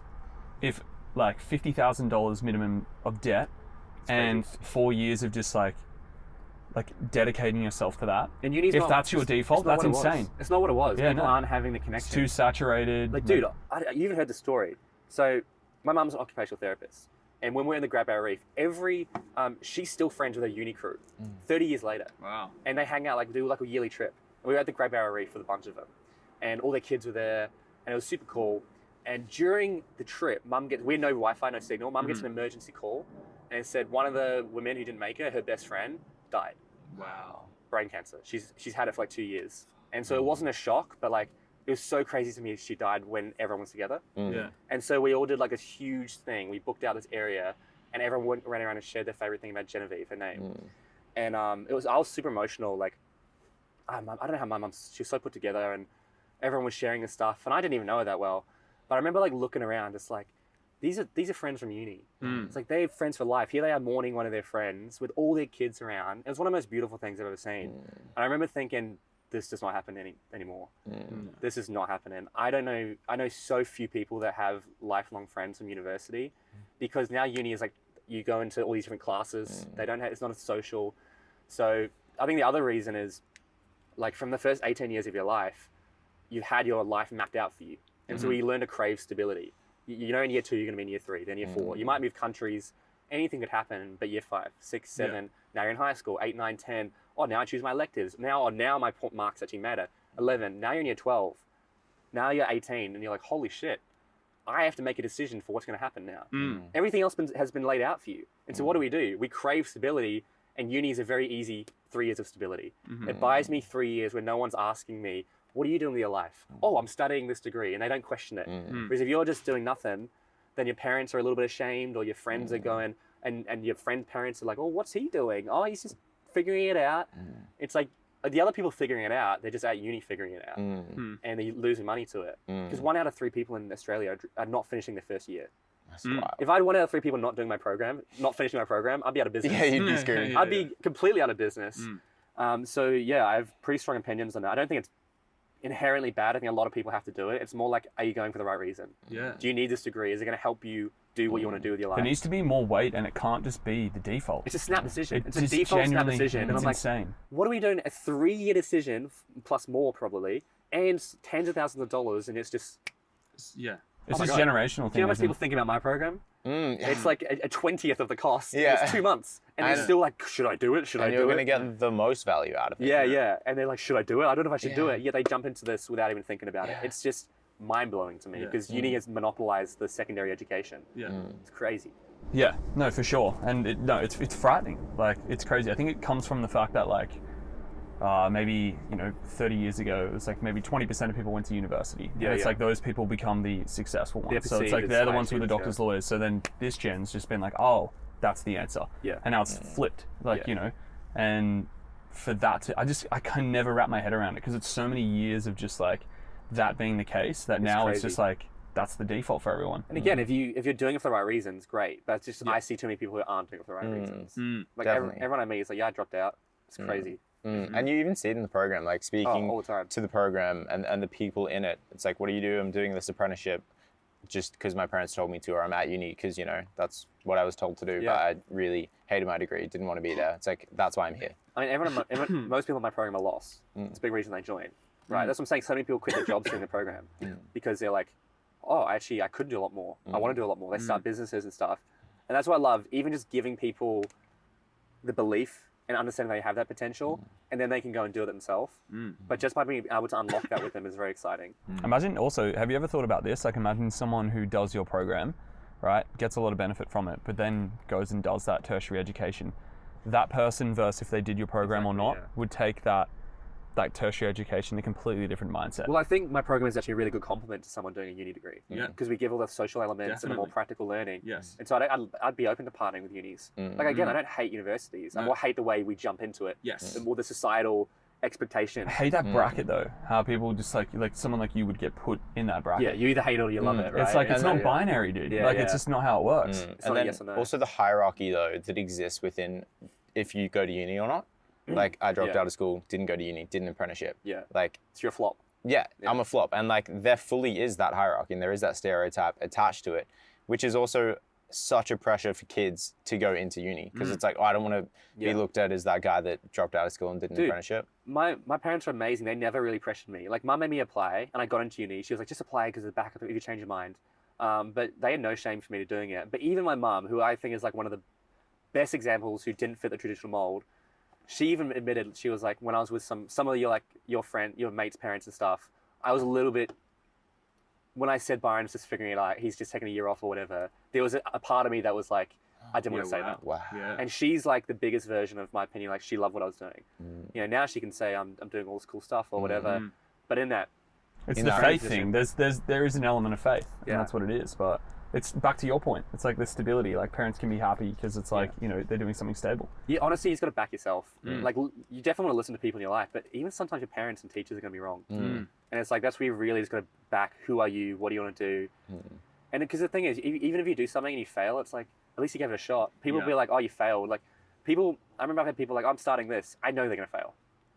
Like I'm starting this new clothing brand. I'm like, we don't need more. I know it's not going to work, but you should 100% do it. Yeah. Because you're going to learn so much from it, and you're going to fail, and then you're going to pick up something else. Mm. So it's like, if they said I told you you'd fail, that's a worse person to be around. Like, 100%. Like I told you it wouldn't work. It's like, yeah, but at least they still tried. Yeah. Yeah. At least you still gave it a shot. Because now they can take their learning. Like I had another thing I failed at, a clothing brand. Yeah. I started with my best friend. It was a festival clothing brand for girls. She sourced all the outfits and I did all the marketing for it. It failed. Yeah. And I'm glad because I learned so much about marketing through that, which helped me with my other future projects. Yeah. I kind of imagine like, this is a Byron Dempsey original metaphor here. Yeah. But you know, like James Bond, I love watching James Bond when I was younger. The earlier movies when Q would give him all the gadgets, Yeah. you get like 6 or 7 gadgets, the watch, the Yeah. pen and everything. Best And scene he'd in the always movie. find like a perfect way to use each gadget throughout the movie. So he never like finished the movie having not used one of those gadgets. Yeah. Like it might be the last scene and they're clicking the pen or he'll find a perfect use for it. I feel like in my life, I've had all these little gadgets that have come in and they haven't added anything directly, but I've ended up using them later on in life. I've found a perfect use. Like my video marketing, I've used all that to grow my brand. All the things that I've failed at, a lot of the presentations I do in my program now were for my first Driven Young program I did 3 years ago. Yeah. Wow. And so I use that. And I kind of see like whenever stuff, even if it doesn't really directly happen, it's another tool belt, another thing for the belt, another gadget that's going to help me. It's almost weird. Like I ran webinars for a different project. And another project I tried, an online course for people who wanted to use video for their podcasts. I created the whole thing, put so much work into it, ran webinars, it failed. I use that same structure to run webinars for my current program. The only reason I know how to run webinars is because I did that in the past. Yeah. Even though that failed, I took that learning skills. and implemented that. And that's the only reason I got to where I am today because I took everything. It's kind of freaky. Like Yeah, it is, yeah. everything I've done has contributed to helping me get to where I am Yeah, today. wow. Which is so cool. And I think that really has to be the mindset is don't go into something expect it to yield great results immediately. Like get comfortable with the idea of delayed gratification, but also just upskilling. Yeah. Like the more you can upskill, like right now I work at a timber mill and I might be thinking, oh, I'll never use any of these skills. But like for all I know, maybe somehow later down the line, something with timber helps me. And it's like, I just got to be willing to be a student to anything and everything. And also just go in with the mindset that maybe this helps me in the future. Yeah, 100%. It's how you live your days, how you live your life, right? You got to be content with where you are. What was that quote from like the Kung Fu Panda? He's like, yesterday is history, tomorrow is a mystery, but today is a gift. That's why it's called the present. That's why it's called the present. Yeah. It's like, just enjoy today. Like the first program, it sounds like it was a grind, but I loved doing it. The second program was so fun. Wasn't where I want it to be. This program is amazing. It's still not where I want it to be, but I'm still enjoying it. And that's where I know I feel like I'm in the right place because I'm enjoying it. I'm excited about the future, but I'm loving like where I am now. And it's taken me a while to get there though. And do you think it'll ever get to where you want it to be? Do you think you'll Probably ever get not. to Hey, I think that's the personality I have. Like, I'll never be. Maybe there'll be a day where I like step back and there's like they're running all around the different worlds and I got people doing workshops. I don't know if I will though. That's just my mentality. I never like. Me and Pace have the mentality of like the second we finish a show, we're like, what can we do better? Yeah. Like we never really sit, and which is probably bad. We don't celebrate our wins, and that's probably unhealthy. I need to probably fix that. I should be more like, I've done an amazing job. I need to celebrate that. I need to like reward myself. But I just go, how can I be better? How can I improve? How can I improve? But which I think is good for me right now. But I should be more mindful of like, you know, this is amazing. I've like as you said when you said this is amazing, Byron, I'm just like, yeah, it's cool. Yeah. It is like it does shock me when I see 100 people. I'm like, far out. Like, and they're all paid. But you're also on in that moment. Yeah. So it's kind of like I can't afford to sit back. And Yeah, just yeah. like, Oh, wow. Yeah. like that's when I'm most on. Definitely. But there is so much power in like not finding the contentment in what you're building, because the second you do that and you're like, oh wow, it's cool, then it's done. There's no more leveling up from there. So having that growth mindset is super important, but it is really important to smell the roses and Smell the roses, exactly. enjoy the fruits of your labor. Well, one great thing is like all the hard work is just selling the program, right? And then I'm excited to run it. With my old past job, selling it, and then I dread having to do all the work for the clients. And that's a big difference. And so it's like I enjoy and I think a lot of people in business, they're like, once they sell it, they're like, okay, I've got all the money, now I have to service them. Now I actually have to do the product or the service. Whereas I love doing that part. That's the best part of it. So that's where I feel like it feels very aligned. And only because I've done businesses in the past that was shit and I didn't enjoy it, that's only why I can recognize I feel more aligned. So again, all the shit stuff only makes you appreciate the good stuff. Yeah, 100%. And I learned a lot from Rogan. And he was saying the other day on his pod, talking about money. And he's like, I spend my money. He's like, I don't understand the like hoarding mindset where it's like, I have to hold on to all this money. It's like, you have it, why not spend it? And he's like, I spend it all the time. Like, it's amazing. And he's like, he didn't grow up from wealth. So he was like, I never had it. And when I first got it, I was just like, hell yeah, I'm eating lobster every night. Like, this is sick. I can do it. Why would I not? And his mindset at the time was, I'm not going to have money like this forever. So whilst I have it, I'm going to spend it. And now that he has like crazy amount of wealth, he still has that same mentality where it's like, why would I not spend this? I have it all, I've earned it all, I've built it all. Give it away, help friends, shout dinner, do this, do that. And I think that's how I want to live. He's living the best life. It's like Nick does that. He always shouts us dinners, right? He makes good money. He always spends time with his friends and like puts on big events and stuff. That's how I want to do it once I start making a bit more money. It's like, if I had a little excess money, I'd love to like spend on experiences and friends. Like, that's a big thing. Like, you want to save money and be smart with it, but like, it should purely just be for longevity. Like, to your point, it's not just for the sake of hoarding money. Don't spend money on like material things when you're young. Like, spend money on experiences. Yeah. That's the one thing I would. Because that's what life is. Yeah, exactly. When you look back at your life, you're going to look at the experiences. Like Kentucky, I always remember that. This is one of my issues. I haven't been doing too many big experiences lately because I've been doing the business, but I also know you got to sacrifice some things. Definitely. It's not all, you know. It's not all, life isn't all. Exactly. But also for you as well though, man, like, you're spending so much time doing this now, it's like eventually you get the chance to spend time doing those and they're going to be so much sweeter because you've desired them for so long. Dude, if I hit the numbers I hit, I'll be financially free in the next 3 years. Yeah. And I could, if I hit the numbers I hit, which is, you know, it could be more, it could be less. Yeah. It's always hard to know. But if I can maintain where I'm going, I'll be in a really good spot. Yeah.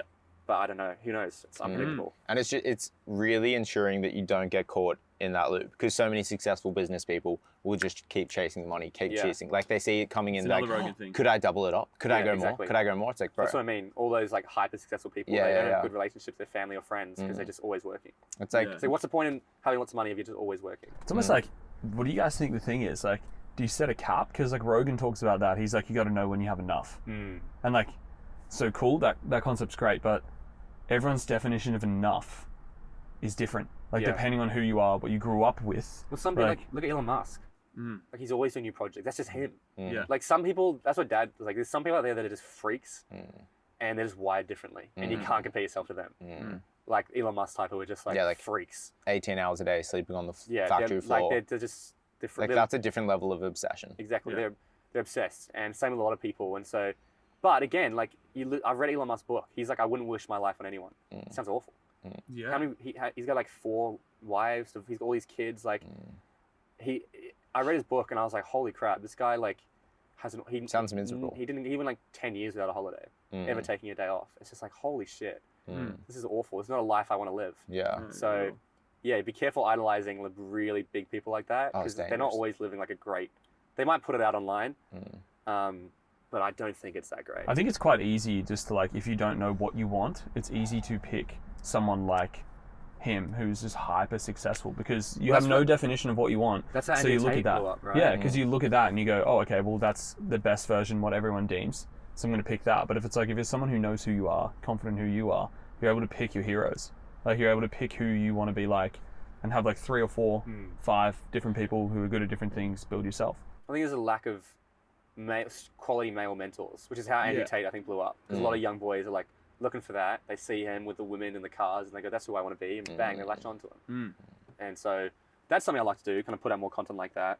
The big focus for me right now is like, I want to kind of shift my brand to like building communities. I want to be like, become one of the best in the world at building communities. Have like one of the strongest communities in the world. Because I've learned a lot through my program of how communities are established. Through everything I do is incredibly intentional. Yeah, very psychological for sure. Yeah. Sorry. Like the first few events, everyone's like, oh, it's good that you have the boat party this and have this. I'm like, yeah, that's all planned. Yeah. Hey, it's good we did this here. Yeah, that's all intentional. I do it because I know I layer in different, I build up, like the reason we do the beliefs call which is where people cry on camera and get very vulnerable. The second week is not the first week, the second week, because they're comfortable. That makes them like everything I do is intentional. So I kind of want to pivot my brand to like building communities and like going deep in that, and then still having the helping navigate your 20s, which is kind of, I guess, what was spoken about And today. it comes back to the storytelling. Like, you're telling the story and playing it out in real life. And it really. comes with the intention. If you want to get into filmmaking, like, everything has to be intentional. You don't just have a scene to have a scene. Like, and that's what you do with the program. Everything where it's placed is super intentional to take people on this 2-month journey.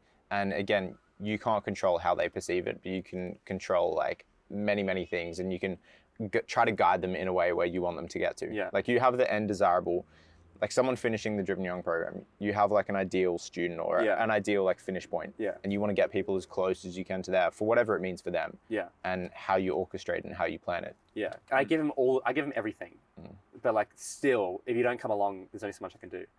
You know, they have to take some level of like, and that's okay, what I want said. this. Like in my intro, it was just like, see the program as a lemon. Exactly. Like, you can cut Squeeze it. You got to squeeze the lemon. If you want the juice, you have to put in the work. Otherwise, you cut it, you're gonna get But it's nothing like out. you're giving the lemon. But I give them a lot. I give them the freaking, I put it in their hand and I close their hand. They've just got to use the muscles, right? I feel like I give them everything, but even with all that, they still have to want it and like come to the events. If you only come to one event, the program's not going to change your life. If you come along to everything and get involved, it'll 100% change your life. For sure. Yeah. Yeah, definitely. Dude, it's been a great chat. Is there anything you want to chat about? I feel like it's a lot of, I mean, I could talk about a lot of different things. Yeah. No, I think the key things are like the thing around responsibility and purpose. I think if you're lacking purpose, have a look at what responsibilities you have. You know, it can be so small. It could be running a club. Like, oh, I love doing this. Let's like run a club. And then my responsibility after work is to like do this weekly book club or whatever. Like, it just gives you something. Like, I always have projects I mentioned, which always have a lot of responsibility. And that's why I never feel like, oh, what's coming up? I've always got these things coming up. So I think, have a look at your life. What can you do to add more responsibility? Or at least identify, because maybe you already have the responsibility. You just don't identify that well. Like, in your friendship groups, like, are you responsible for being a good friend? Like, do you take that role seriously? Actually being a good friend, like, literally start with that. Like, even you were speaking about it with, like, having a male friend, like, one solid male friend. Like, be that male friend to someone. And, like, you never know what comes from that. You have to be intentional with friendships. Don't sit there and just think they're just going to naturally happen. Oh, they don't. Like, that was a big mistake I made. I talk about that in the program. Like, in the sitcoms and everything, they just like, they meet at a cafe and it all just kind of happens organically. But it's like, that's pretty rare. Very rare. You know, you got to put in the work. You got to put yourself out there. You got to be someone who's desirable also. To Be be in a desirable. friendship. And when you're living completely authentically, that's attractive to people because they want to find out more. Like, who is this person? Like, and then you're going to attract the people that align with you. Yes. So like, put out your beliefs. Like, yeah, people aren't going to agree with that. That's fine. They're not for you. 100%. I keep coming back to like planting seed analogy.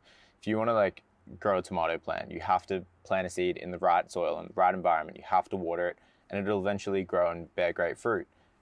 But if you don't put in that work, you're never going to get anything from it. The exact same thing with the relationships. You need to put in work. Nothing good in life comes easy.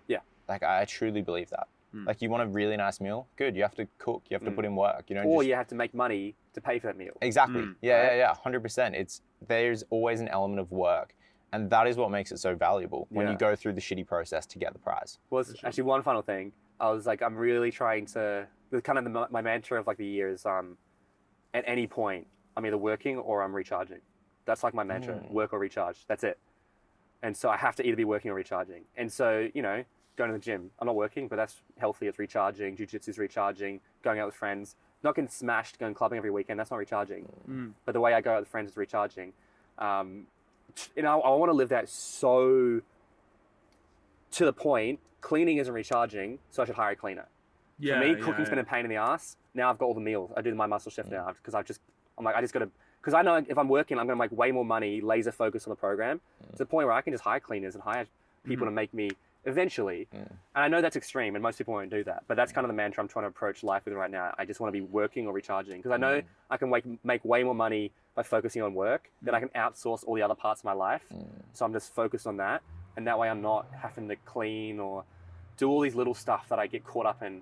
So I'm just putting my time and energy into the business and growing that, or I'm recharging. So just really living that. What's your filter process through that? Because it's quite easy to lie to yourself and convince yourself that you're recharging when you're really not. Yeah, I mean, just the more you analyze it, it's just like, you'd think, like for me, it's not that I don't enjoy cooking, it's the mental, what am I going to eat today?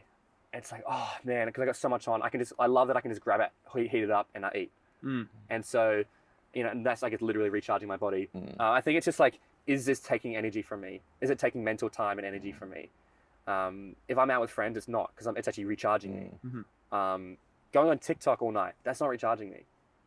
That's taking mental. That's not recharging. So, I think it's so obviously dependent on the person, like what's recharging for you. But they call it the entrepreneur's bet, right? Like let's say, like what would you value your time at? Like right now. Value in a dollar value? Yeah, like $20 an hour, $30 an hour. Yeah. Interesting. That's a good question. I've never thought about that. Like for me, I don't want to say a number because I don't know. For me, it's way higher than it was. I'd say at least a few hundred. Like if someone said, will you do one-on-one coaching with me? I would have to charge a lot because I'm so busy and I don't have time for that. And so let's say I charge $100 an hour, right? Which is not even a huge amount. No. Cleaning is a $10 an hour task. So if you're cleaning for 5 hours, you could pay someone $50 to do that. And in that time, you could make $500. That's the entrepreneur's bet. Or you could have been recharging. So you could have been making more money to pay them, or you could be recharging, which allows you to make more money in the future. Now, this is like a really hardcore concept, and I don't accept most people. Like, this is just how I kind of look. I learned this early on with my first mentor, Glenn. He's like, you just want to like, what's the entrepreneur's bet? And so the logic is if you're spending 10 hours a week in your email, you could hire a VA from the Philippines for $4 an hour and outsource that. You've just bought yourself 10 hours a week. Like, what do you value that at? Parents would say like $1,000. More 10 hours with my kids, 10 hours with this, yet you're just checking emails. And so once you adopt that, that's where you can start to see how the rich can buy time. You can start to like life hack. You can actually literally buy time back by outsourcing all these. Especially today. Yeah. Because you can literally like live such a cool life because you're already outsourcing so many different things. So all you're doing is just like living the best parts of your life. Yeah, it's like if you can pay like Byron private jet, that's going to like skip airport queues. It's going to get you where you're going faster, more direct. Like you've just said. That's why people buy their private jet. Not because it's more luxurious. Because it means that, that's always that thing. It's like, what is it actually for? It's not for the champagne. It's for the nice places. For the privacy. It means you can do more concerts. It means you can go to more places. It means, concerts, speakers, it means they can present way more, which means they can, it's like, it costs you $30,000 to fly here. Yeah, but I did an extra 2 talks at $100,000 a talk. Yes. So it's like, well, suddenly the math is easy. Obviously, there's ethical things with a private jet of like, this ethical side, but everything's not that simple. Exactly, but it's not because first class isn't as luxurious. It's because it buys them more time. Yes. And so that's the most extreme example. But you can start to apply that in areas of life, especially when you're in business. Like I'm already seeing it with Lily, like my first employee. She's bought me so much time back. Now we're going to get another VA because Lily's losing time in emails. I'm paying her an Australian wage to be spending time in emails. I'm like, I'm paying you way too much to be in emails. Let's go get someone from the Philippines. Because in the Philippines, I pay someone like more than above average wage, and it's super cheap here. And people are like, oh, well, you're paying them too little. It's like, I'm paying them a full-time wage there. Yeah, they're happy with it. They're loving it. I have 50 people applying for a job there. So it's like, and that's like a different mindset. But I don't know if that connects with people or not, but that's kind of like the mindset I'm trying to switch into right now. No, I love that. Cool. I think you're just cutting out the bullshit. I want to be able to hire cleaners, because that was the example Glenn always used, like hiring cleaners and stuff. I want to be able to hire cleaners for your personal life, or like get your meals pre-done, or like, get your, especially laundry's such a bitch for me because we have nowhere to hang out our stuff. So get your laundry done. It probably seems ridiculous and pompous. No, it makes all the sense in the world. But like, I am literally every day I'm fried. When you can I look think, bro, when it comes from where it's coming from for you, it's like look at it from your perspective, because most people attach having a cleaner as like a luxury status and a social I attach status. it as like, you're a wanker. Yeah, but it's like an efficiency thing for you. And that's all it is. It's as simple as that. It's valuing your time. You're thinking of the person who gets the cleaner and then does nothing with that time, or it's like they're just hanging out in that time. For you, it's like you're actually going ahead and like using that time to grind harder. Or you're recharging. Like you've spoken about like online shopping. You're like, it's great if you're doing something with that time that you save. Like, sure, it gets delivered to your house, but what are you doing with the hour you've saved? Are you being more productive, or are you just like consuming something? And you want to be, and again, you want to be careful of just like, don't capitalize your entire life. It's like I always have to be working. So that's why it's like you're either working or you're recharging. That's a very important. That's an important part. Like it can't just be like, I'm getting a cleaner so I can work harder. Or it means you can spend more time with friends or like hang out or whatever it is. So that's where I want to get to, where I can like just outsource a lot of that and just like, because I'm so fried by the end of the day. Even like doing my car rego, man. I got to drive it into the city. I got to drop it off. I got to walk back. He's got, okay, it's been done. I got to take it in. I'm having issues, all these different things. Like if I just had like almost a PA that could just do all that, that way I'm just fully focused. Lily's got to get her license. Yeah. It's quite like almost like, maybe a controversial between generations, that sort of mindset, because that's only a reality now. It is. Like years ago, that's not a reality. And most people couldn't do it. Yeah. Because if everyone did it, then it wouldn't work. Yeah, exactly. But, that's the way I kind of want to build it up. So that because again, I'm so passionate about the program. The more time I can spend on the program, doing high level stuff, presenting, marketing, filling out the program, running all the workshops, finding new speakers for it, the bigger impact I can have. So why do I waste time in my email inbox or doing all the because I'm doing so much tech stuff right now, setting up the systems and the back end and doing all the finance and the accounting, and it's such a bitch. And so once I can make more, now I'm making more money in the program, I can outsource all of that, so I can just make more money in the program and I can keep outsourcing, and that's how you scale a company. Very exciting. Yeah, it is exciting. Dude. Yeah, a little bit of a tangent there. Yeah, no, it's great. I'm super grateful to be a part of the process in the smallest way possible. No, dude, you're a big part of it. But yeah, thank you. But yeah, it's selfishly, I learned so much just being around it, seeing you, talking with you. It's amazing. But then also just as a friend, it's so exciting for you to see what you're building and see you grow and see you chasing something you're genuinely passionate about. That is just the best thing ever. Thank you, man. I appreciate that. Yeah. No, it feels cool. It feels good to be aligned, because I've known what it's like not to be aligned, and now I feel like I am. And the fact that I teach that stuff, it's it'd be a disalignment if I wasn't aligned. Yeah. For So sure. yeah. No, thanks for having me. Yeah, our right. pleasure. So Love what you guys are doing. we always end our podcast with a challenge from the guest. Yeah. So we want to ask you to give us a challenge. Yeah. We'll attempt to complete it during the week that the pod's released. Yeah. So it can be anything from you, man. It doesn't need to be anything specific. It can be mental, physical, can be anything. We want it to come from you, relate to what you're doing at the moment, maybe something you've realized. I was thinking about this because I want to do it with you. Yes. And I want to do more than a week. And it's relatively, it's an easy challenge. It sounds easy. I've been trying to do it for 5-10 years and I haven't ever do it. Wow. 10 minutes of meditation for the next 10 weeks, every single day. Dang. I've been trying to do meditation for so long and I just break the habit. Yeah. It's so easy. It's 10 minutes a day. Everyone has 10 minutes. Everyone in the world has 10 minutes to do meditation. I think I struggle with slowing down. You can probably tell. I get quite, and I also, whenever I meditate, all I do is think about work or I just think about dumb shit. My brain just fires. So whatever meditation is for you, it could be the Wim Hof 10-minute breathing meditation. But I want to commit getting back into that because that's something I don't do. We can have a little accountability cycle with it. Yeah, and anyone listening, that should be an easy task. It sounds easy. I don't know why. For me, it sounds so easy, 10 minutes a day, but I always break it. Yeah. And I just never seem to be able to. It's almost like you end up valuing it really insignificantly because it's 10 minutes. It's too easy. It's too easy. Which is what And makes you it just put hard. off. Exactly. Yeah. So 10 minutes a day for 10 weeks? Yeah. And Which then you ideally think- for the rest of your life. Yeah. I think by doing it for Set 10 the goal. weeks, a week's pretty easy. Yeah. It's not a habit. But I think by 10 weeks you've made it a habit. The habit, Oh, yeah. 100%. Keen. Yeah, that's that'll going to be cool. Yeah. I've downloaded apps. I've tried everything. I need to get back into it. So The accountability idea of it, if you're keen to do it too, it's the three of us, that'd be cool. Yeah. Just keep each other accountable for that. Sounds good. Awesome, man. Thank you so much for your time, Ryan. It was It's been a great chat. Yeah, thanks for having me, guys. It's been fun. Yep. Yeah. Oh yeah. Wrap it.